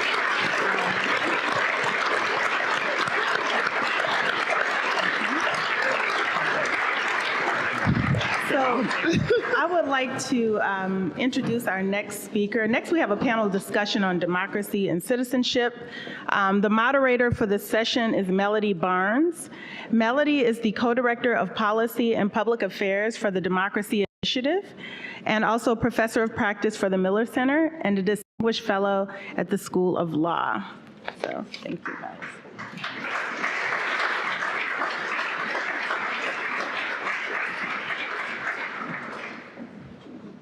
I'll ask the members of the panel to join me on stage. Who are next, Martine, I believe? Mark, Yes, Derek, you're here. Am I sitting in the middle? I don't know. And then Micah, you're next to Martine, I'm sorry, the other side of Martine. And then Larry, you're on the end. And then just waiting for Larry. He's getting mic'd.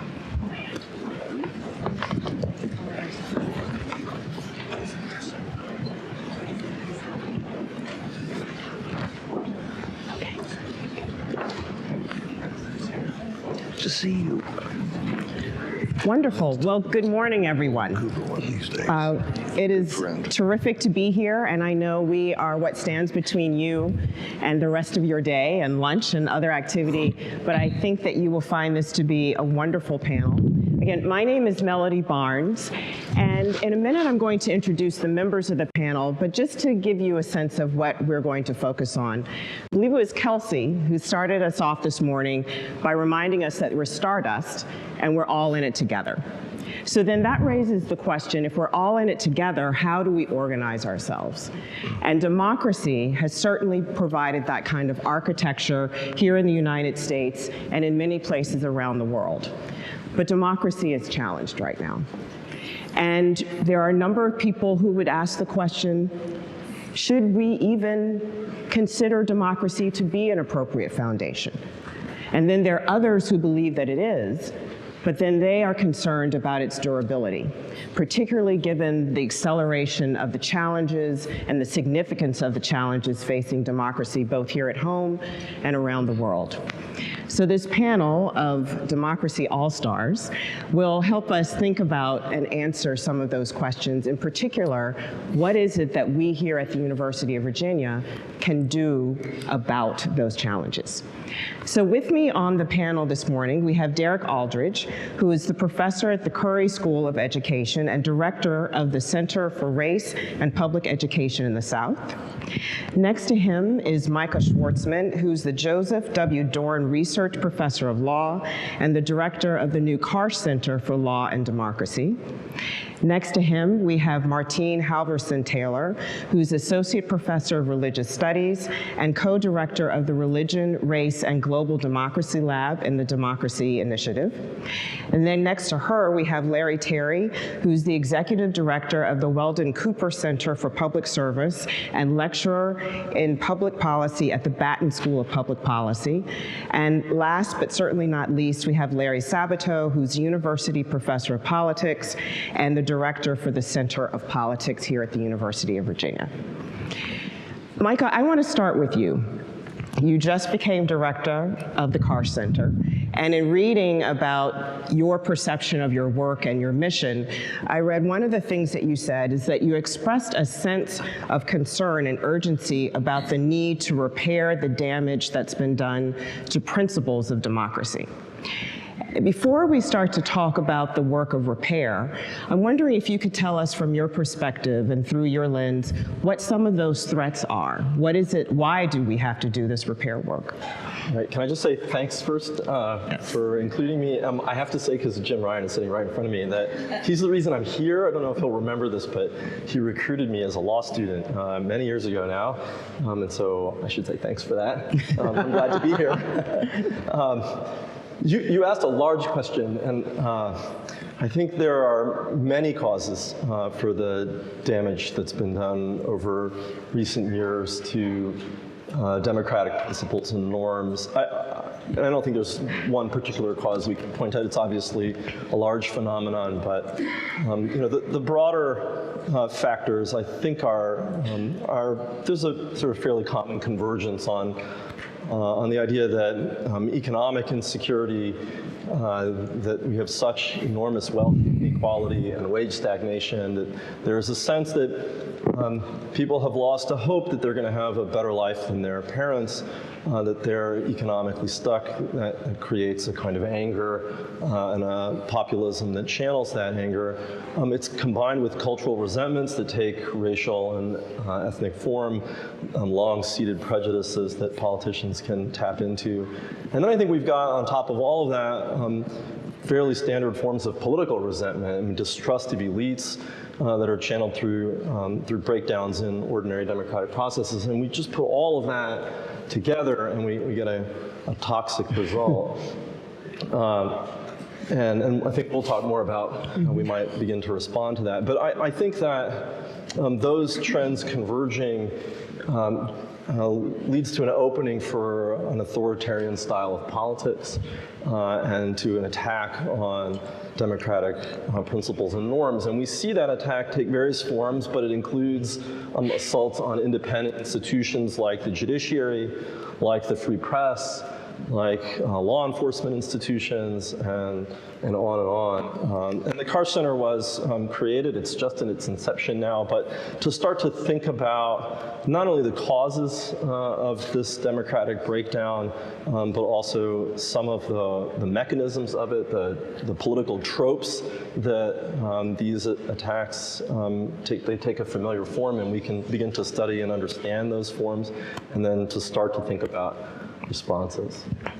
Great, and Martine, I want you to pick up on the same question and think about it through the specific lens of the Religion, Race, and Global Democracy Lab. And you and Curtis Schaefer are co-directing the lab.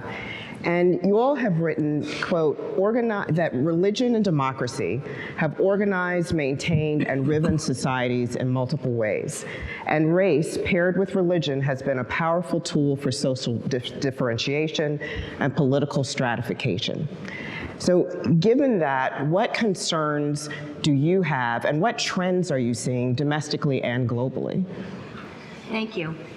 So one of the things that concerns us is the unexamined relationship between religion and democracy.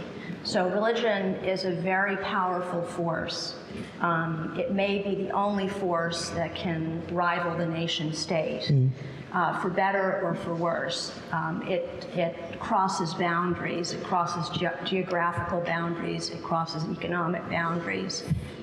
And I think our concern is that we haven't adequately thought about how religion can be a force for the promotion of democratic movements. By this, I mean religion is also a key space in which people both construct us versus them, and also negotiate those kinds of differences in ways that are fairly transcendent for most people. I want to give an example of the kind of research that has animated our concern. We have a graduate student now in the lab who has been working on the dissolution of the open door dream in European societies, which of course is important for us. It's a model for how we welcome people into this country, or how we don't welcome people into this country. And there was one episode in his research that's sort of indelible, which is that he traced the path of an Iraqi refugee who had fled to Austria for political reasons. He was, in fact, not particularly religious. But he gets to Austria, and he's coded as the dangerous other. He's coded as Muslim. And that prevents his participation on every level in the democratic process, in the economic and social systems of Austria. Religion has become sort of an unreckoned with placeholder that keeps him from entering into Austrian society. So those are the kinds of things that concern me. An unexamined attitude toward religion and its possibilities. And I think if we don't reckon with that, something will be lost in our attempts to cultivate democratic movements. And I'm curious if other members of the panel have any other threats that they want to put on the table before we start to talk more about impact, or if you are seeing similar trends between what's happening in the United States and also what's happening globally. I mean, Martine just used an example from Austria, but I'm wondering about the compare and contrast. Larry? Yeah, I was very impressed with my former student, Micah.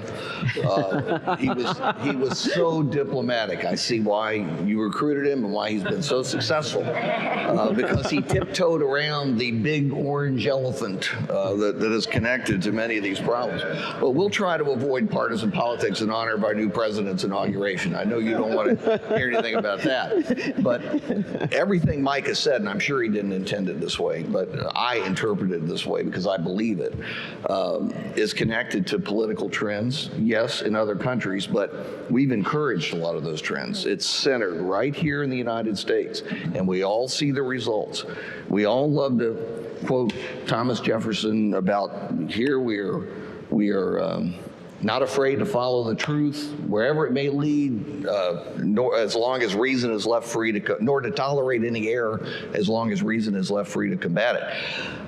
And I think, you know, our job, and I'm sure we'll talk about this, not just at this university, but every university, is to try and do everything we can to establish what the truth is, what facts are. Facts matter. And to a greater degree than at any time in my lifetime, facts are being disregarded and untruths are being seized upon as truth. And it's extremely dangerous to democracy and civil order. Yeah, I mean, Jefferson also talked about light and liberty going together, I think, to your point. Yes, Derek. So naturally, as an educator, I see a major threat to democracy as the failure of our society to provide a good education for all students, regardless of race, class, or ethnicity.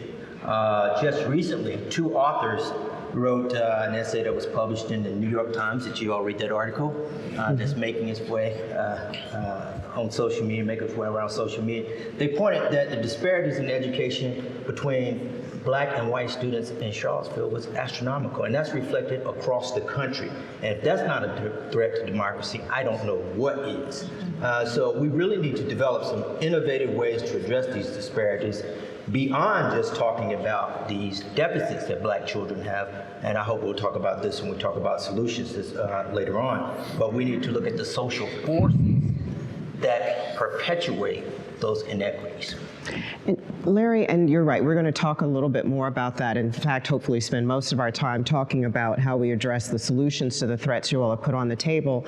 But Larry Sabato, I want to come back to you to shift to talking more about the impact. And you are certainly one of the country's most astute observers of institutions and politics.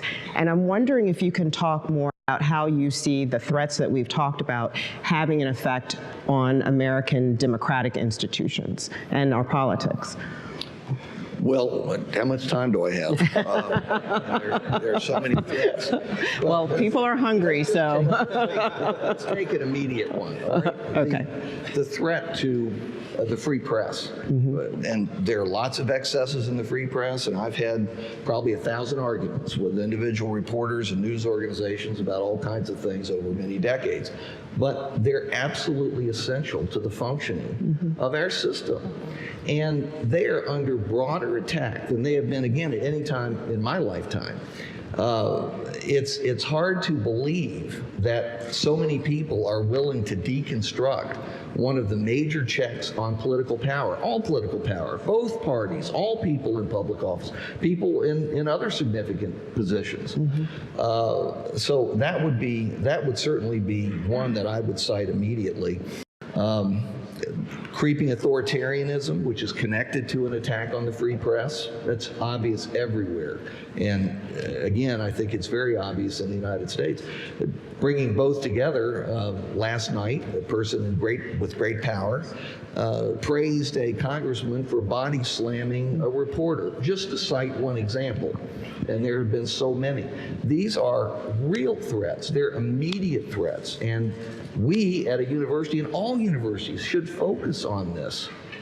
And Larry, Terry, I want to bring you into the conversation to build on this. I mean, you are new to the University of Virginia, but your experience going deep in communities, something the last panel was talking about, as well as your understanding of working across sectors, is one of the reasons we're so excited to have you here leading the Weldon Cooper Center. And I'm wondering if you could talk more about the effect of what's happening on a national level and its impact on what's happening on the local level. Yeah, so sort of my first interactions with this idea of the development of civic culture, which I think is important for democracies.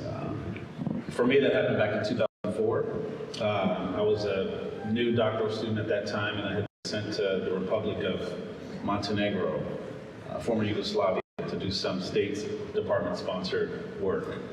And I was reading a book called The Civic Culture, which came out in 1963 at that time. And in that 6 months that I was there in Montenegro, I got to see sort of a lack of civic culture, or people's demand for more civic culture in action.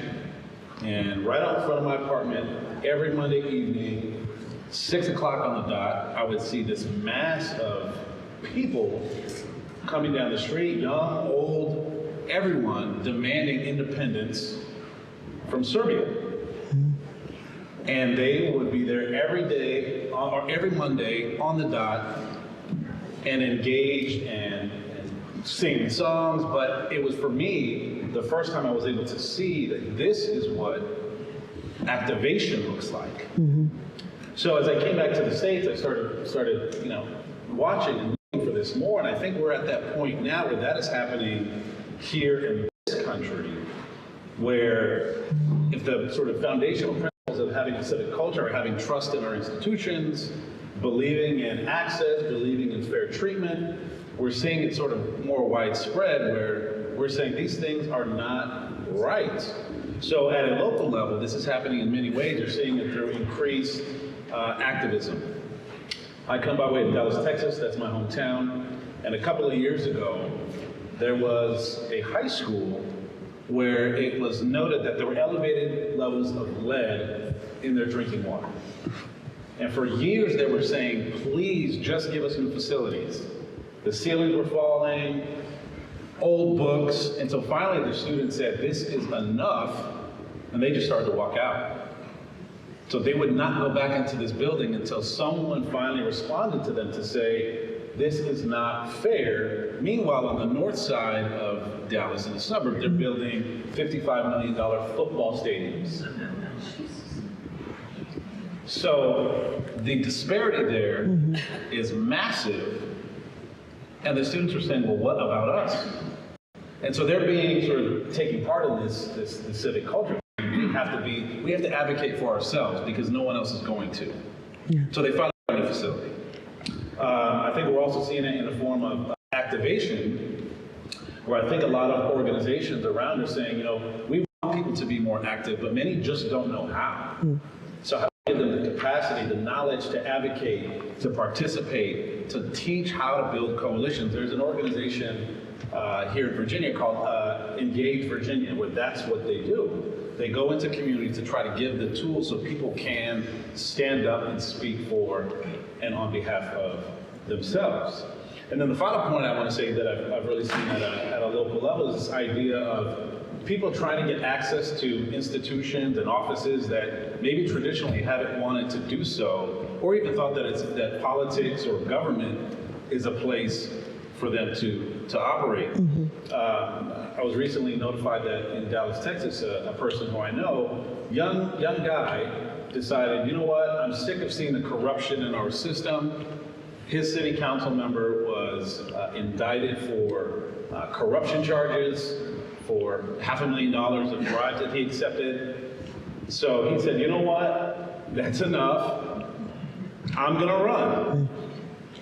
So whether or not he wins is, I don't even think the point here, but the point is that I think we're seeing more and more people saying and taking on the perspective, yes, I'm everyday citizen, but if I want to see something different, it has to start on my street, it has to start in my school, it has to start in my city council. So what can I do to be a part of that process? And it's happening more than I think we see, but just in my experience, it's also going to be very, very important to transition a lot of the things that we're talking about today, because the sort of mysticism of the federal government being the only set of institutions that are responsible for our well-being, I think is sort of going away, and people are saying, I have to start right here where I live, and that's something I'm saying. Yeah, this both and. I mean, we've talked about threats and tying together. I mean, Larry Sabato started talking about the immediate threats and their impact, and you're talking about, in a way, a silver lining in terms of increased activism that you're seeing on the local level. I'm wondering if other members of the panel are also witnessing other areas of impact, whether they be concern about the negative, domestically or globally, or positive as we're seeing increased activism.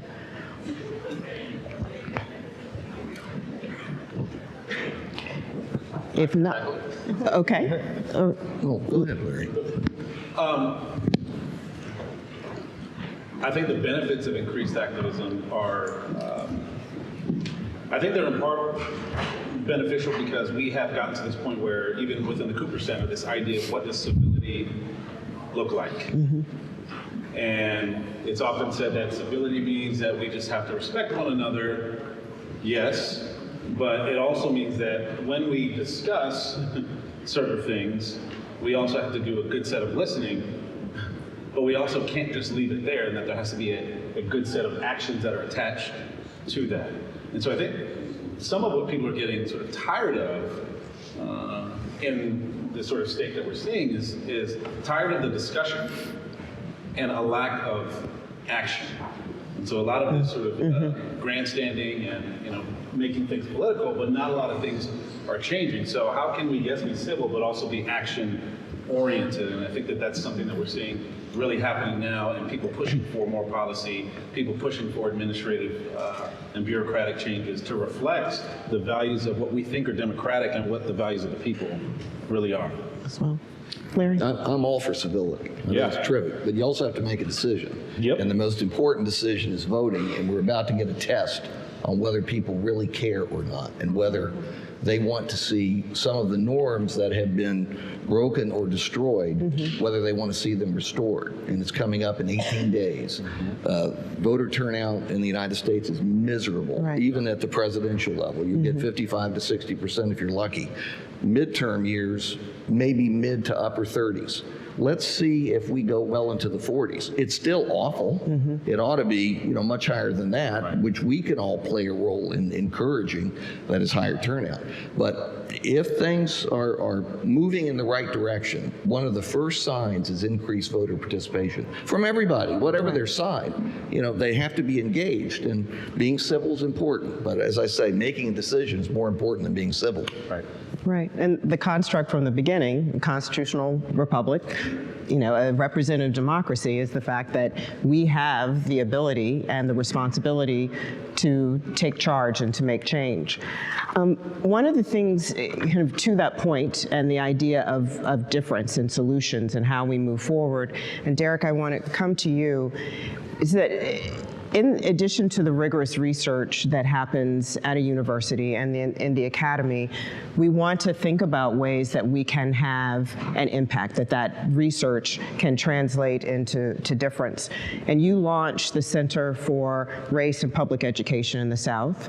And I'm curious how you hope, and you touched on it a little bit, if you can go deeper in the ways that you believe that your work can start to respond to some of the threats and the impact that we've started talking about this morning. Sure. Let me just say that I believe that the university and the center, we're in a very unique position to be a powerful force for change in education. Our center is the first center that focuses specifically on the nexus of race and education in the South. I approached Dean Bob Pianta in the winter of 2016, I think it was, and proposed the idea to him, and he was immediately interested in it. And so over the last year or so, we've been studying a number of issues, and we've been studying innovative ideas around curriculum to improve educational outcomes. We've been examining the role of teachers in the academic achievement of children of color, particularly African Americans, and we're also exploring issues of racial identity development as it pertains to education. And so over the next 2 to 3 years, we are hoping to build on those particular agendas, but we're also interested in addressing head-on the issue of democracy in education with the development of a democracy in education initiative that will kind of respond to some of the issues I raised earlier today. I want to say this too, which informs us. These words pertain to the university, but also to our center. The university must train the children of a nation for life and for making a living. And if it does that, it becomes the perfect expression of the life of the center of the intellectual and cultural expression of this age. Those words were spoken in 1935 by W.E.B. Du Bois at Howard University, and talking about the field and function of a university. In his speech, Du Bois proposed that universities had a personal responsibility to connect themselves with communities, and that both the community and the university would benefit from a transference of knowledge from a very close relationship. So that's the vision that we have for our center, but we also believe that that's a vision that the university should have moving forward as well. And to build on that, and I want the other members of the panel to share their thoughts around solutions, but putting this in the context, I think often from the outside, perhaps sometimes from the inside, people view universities, they view academia as being quite deliberate, as often being internally facing, kind of the antithesis of what Du Bois was talking about. And at a time when people see these threats to democracy as accelerating and intensifying the need to work across sectors to address them, I'm wondering what ideas you all have for the role that the University of Virginia can play specifically, but also what role universities, broadly speaking, can play to address these challenges. Who wants to start? I'll take it. Okay, Micah. A quick stab. In the creation of this Karsh Center, which sits inside the law school, we've been thinking about how to sustain democratic principles and norms. And I think it just starts with a fairly basic idea, which is that norms don't build themselves. Somebody has to do that work. And it takes lots of institutions, all kinds of different institutions with different levels of focus, whether they're local, city, state, international. We're going to need all kinds of different types of organizations to participate in that effort, but universities are an important part of that. But universities, when they think about their mission, I think often don't take this as part of it, right? That they need to have a role to play in helping their students both understand democratic principles and norms, but also have a relationship to those norms in going forward and learning how to be part of other institutions that sustain them, and to think that that's an important part of their lives. And I think if universities don't do that, and if universities don't have that as part of their function, then you wonder, well, which educational institutions will, right, in an important way? And so I sit inside a law school, and you think, well, law schools are supposed to be doing this if any part of the university is helping people to understand the legal norms and processes that sustain democracies, which should be law schools. But I actually think most law schools and most law school classes don't take this as part of their fundamental mission. Or maybe they do in a kind of broad or abstract way, but it's not made concrete in their mission. But if we've learned anything over the last few years, it's that if we're going to sustain these norms, they need support, defense, justification. We have to do all of that work. We took them for granted for way too long, and we can't take them for granted anymore. Our institutions have to become part of that, and the university is, I think, is central. Martine? Yeah, I would like to add, I think building off of what Mike has said, I think we can model some of the basic practices of democratic participation and discourse. And I'm thinking very specifically about how we wrestle with our own legacies. When we wrestle with the slavery that is at the foundation of this university, and quite literally at the foundation of this building, when we wrestle with our history on eugenics, when we wrestle publicly with what happened last August in our response and some of our missteps, we have the potential to model to the outside world some of the basic practices that are essential for a civil society and a democratic society. So openness, genuine exchange, reasoned decision-making. These are things that we do inside the classroom all the time. This is sort of the luxury of being in a university for both students and professors. But I think we have something to show the outside world about that. And that can sort of capitalize on the intellectual effervescence of this place. And that's part of the objective that you and Curtis and your colleagues have inside the lab, the Democracy Initiative Lab, both through teaching and through research. Others, Larry? So I started here in July. So I'm still trying to learn the history and the norms of this great university. I'm still trying to not say campus. Right. I hear you. I don't want to get my hands slapped anymore. So I guess I say all that to say that, how specifically UVA can be transformative in that way, I'm still trying to learn as much as I can about this institution. But I can give you my perspective on what I think universities sort of play in that role. I've always been of the opinion that universities have a responsibility to help the community other than the people who come through the doors for academic programming. There's so much intellect, resources that can be transferred almost in the way that you described in your quote on W.E.B. Du Bois about how do we make that transferring of information impactful. And so how does a university go from a sort of a model or a philosophy of consumption to a model or philosophy of collaboration or cooperation? And almost in this idea of how do we share what we do well to help others outside of the university also improve on the things that we need to improve on. And you mentioned voter turnout. Is there a role that we have in sharing our knowledge of why voting matters with people other than our students? Can we take those ideas out in spaces that actually helps people understand the power of the vote, how to vote, what happens after you vote, and so that your democratic responsibility just does not end there. It doesn't come around every 2 or 4 years. So really sort of turning this on, yes, universities have a job to get grants and get as many resources and all of that to do some level of consumption, but also how does it take on this identity of a contributor, a collaborator externally, and so I think it's something that can happen and should happen. Okay. Larry?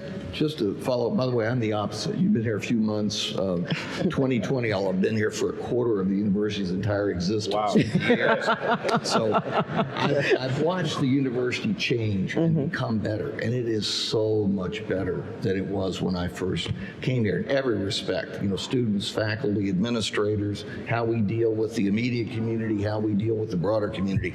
And every institution represented here, every center and group is trying to make a difference and will make a difference. But I think what I've learned over this time is it's never enough. We never even come close to doing enough because the challenge is so great. My Center for Politics turns 20 this year, is turning 20 this year. And over that 20 years, we've been totally directed really to the rest of the country. We've had over 2 million young people in our Youth Leadership Initiative learning the basics of civics. We brought 30-some delegations over from abroad, young people to learn about American democracy. We've got 100,000 civics teachers permanently enrolled in the things that we do. And we thought we were making progress. And the last several years have been a real shock to me, and I think to just about anybody who pays attention. We should have been much more specific. It's not enough to teach norms. It's not enough to teach principles. You have to teach people how to make them work in action and how to be aware of threats to those norms and what to do about the threats to those norms. So that would be my suggestion for the future. We know what to do. We're all working on it. This university has a much better record than most, I think, because of our Jeffersonian background. And yes, I'm well familiar with all of his vices and problems, but he also had some virtues, like this place. You know, he designed it. He didn't build it. He designed it. But we can really lead because of that Jeffersonian background. We can point out the faults and the problems, but we can lead based on the principles that we were left with right from the beginning.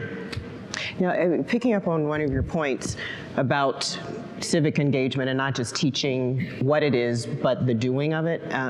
I don't know how many of you recently read the Atlantic's series on democracy and the challenges to democracy. And Yoni Applebaum has a really interesting piece there, and he talks about the loss of civic habit.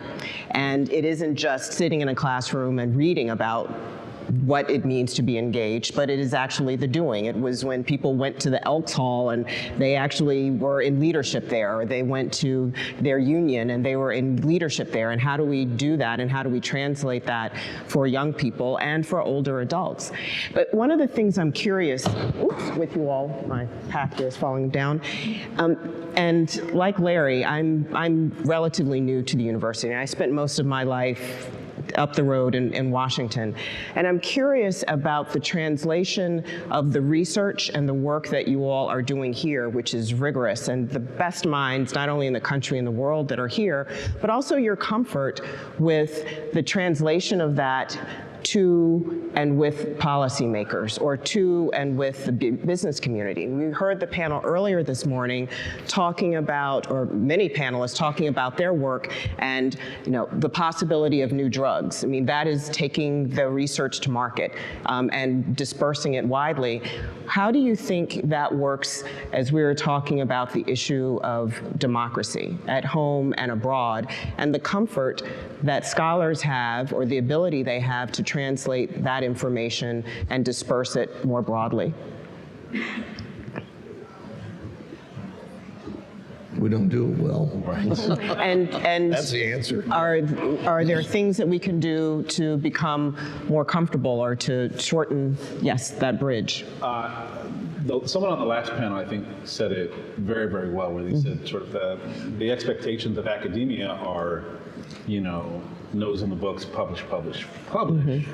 And so there's not a lot of incentive to translate high-level research or high-level theories into anything that is sort of tangible or meaningful or useful for anyone outside of that sort of research circles. So I think to some extent, changing of the academic culture has something to do with that, in that it's one thing to think about it and to write about it, but how do we also engage in spaces where you think that these things that you're analyzing are happening? And are there institutional sort of setups and incentives that can go in place to make that a reality so people want to engage in that space, other than, my record is I've published X amount of books, but I've never engaged in that way. So.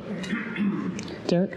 As we all know, academics have never really done a good job with getting our ideas out to the general public. But recently, my colleague and I have been working with the op-ed project, and it has been quite an experience to learn how to take what I do as an academic, as a historian who studies education, and to craft very short, pithy pieces that anyone can read. So I would encourage all of us to consider thinking about writing op-ed pieces and getting our voices out to, our perspectives out to a larger audience. Yeah. And I can tell you, coming again from the other side of that, policymakers listen and they pay attention. Those who want to move the needle, no matter where they sit on the ideological spectrum, care about that. I remember specifically Saturday mornings being asleep and having my phone ring, and my boss, that time Ted Kennedy, on the other end, like, "Have you read the New York Times op-ed page today?" I'm like, "No, I'm asleep." And he's like, "Well, read that and then call me back." I mean, and then bring these people in. I want to talk to them. There is a short distance between what's happening here and people who are engaged in the policy process, and I think the business community as well. And part of that is academics. It's so easy to be isolated and to be in some kind of a bubble. I think all of us need to do more of this, but we need to get our hands dirty, and we need to be willing to be criticized. It is not easy to take criticism. Nobody likes it, much less a lot of criticism. And that's what you get when you engage with the broader world, because it's a shop that loads of people don't agree with you, whatever you've said and done. It's not pleasant, but we have to do it. I think that's part of our responsibility. If we're never getting criticized, maybe we're never doing anything that matters. Right.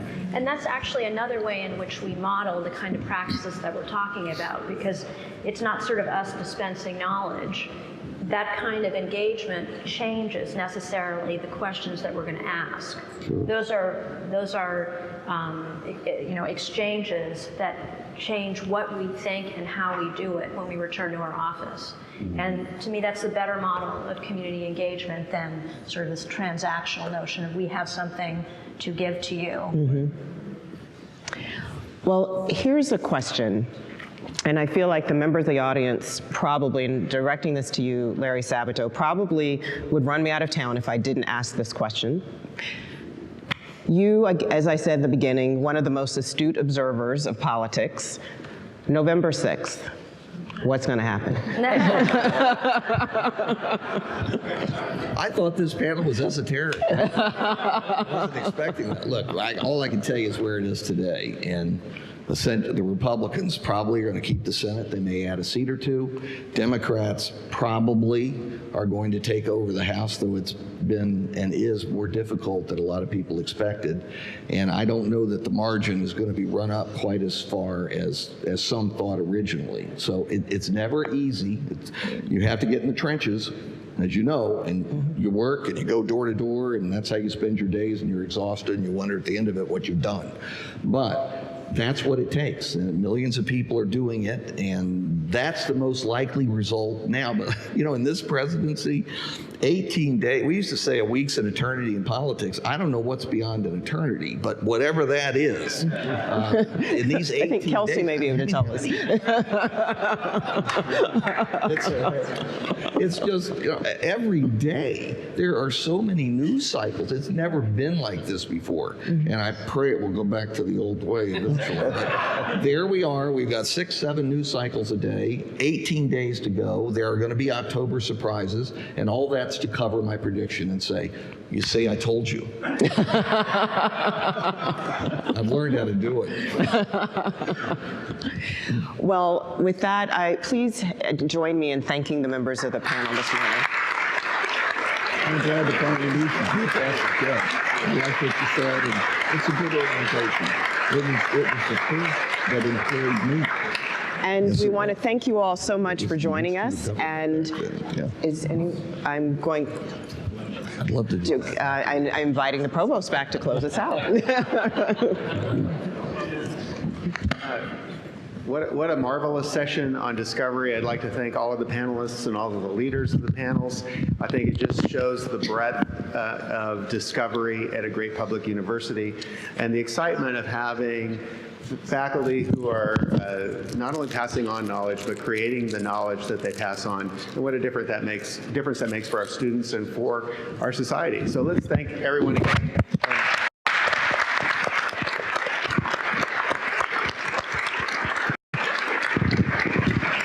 Thank you all for coming. That closes our session.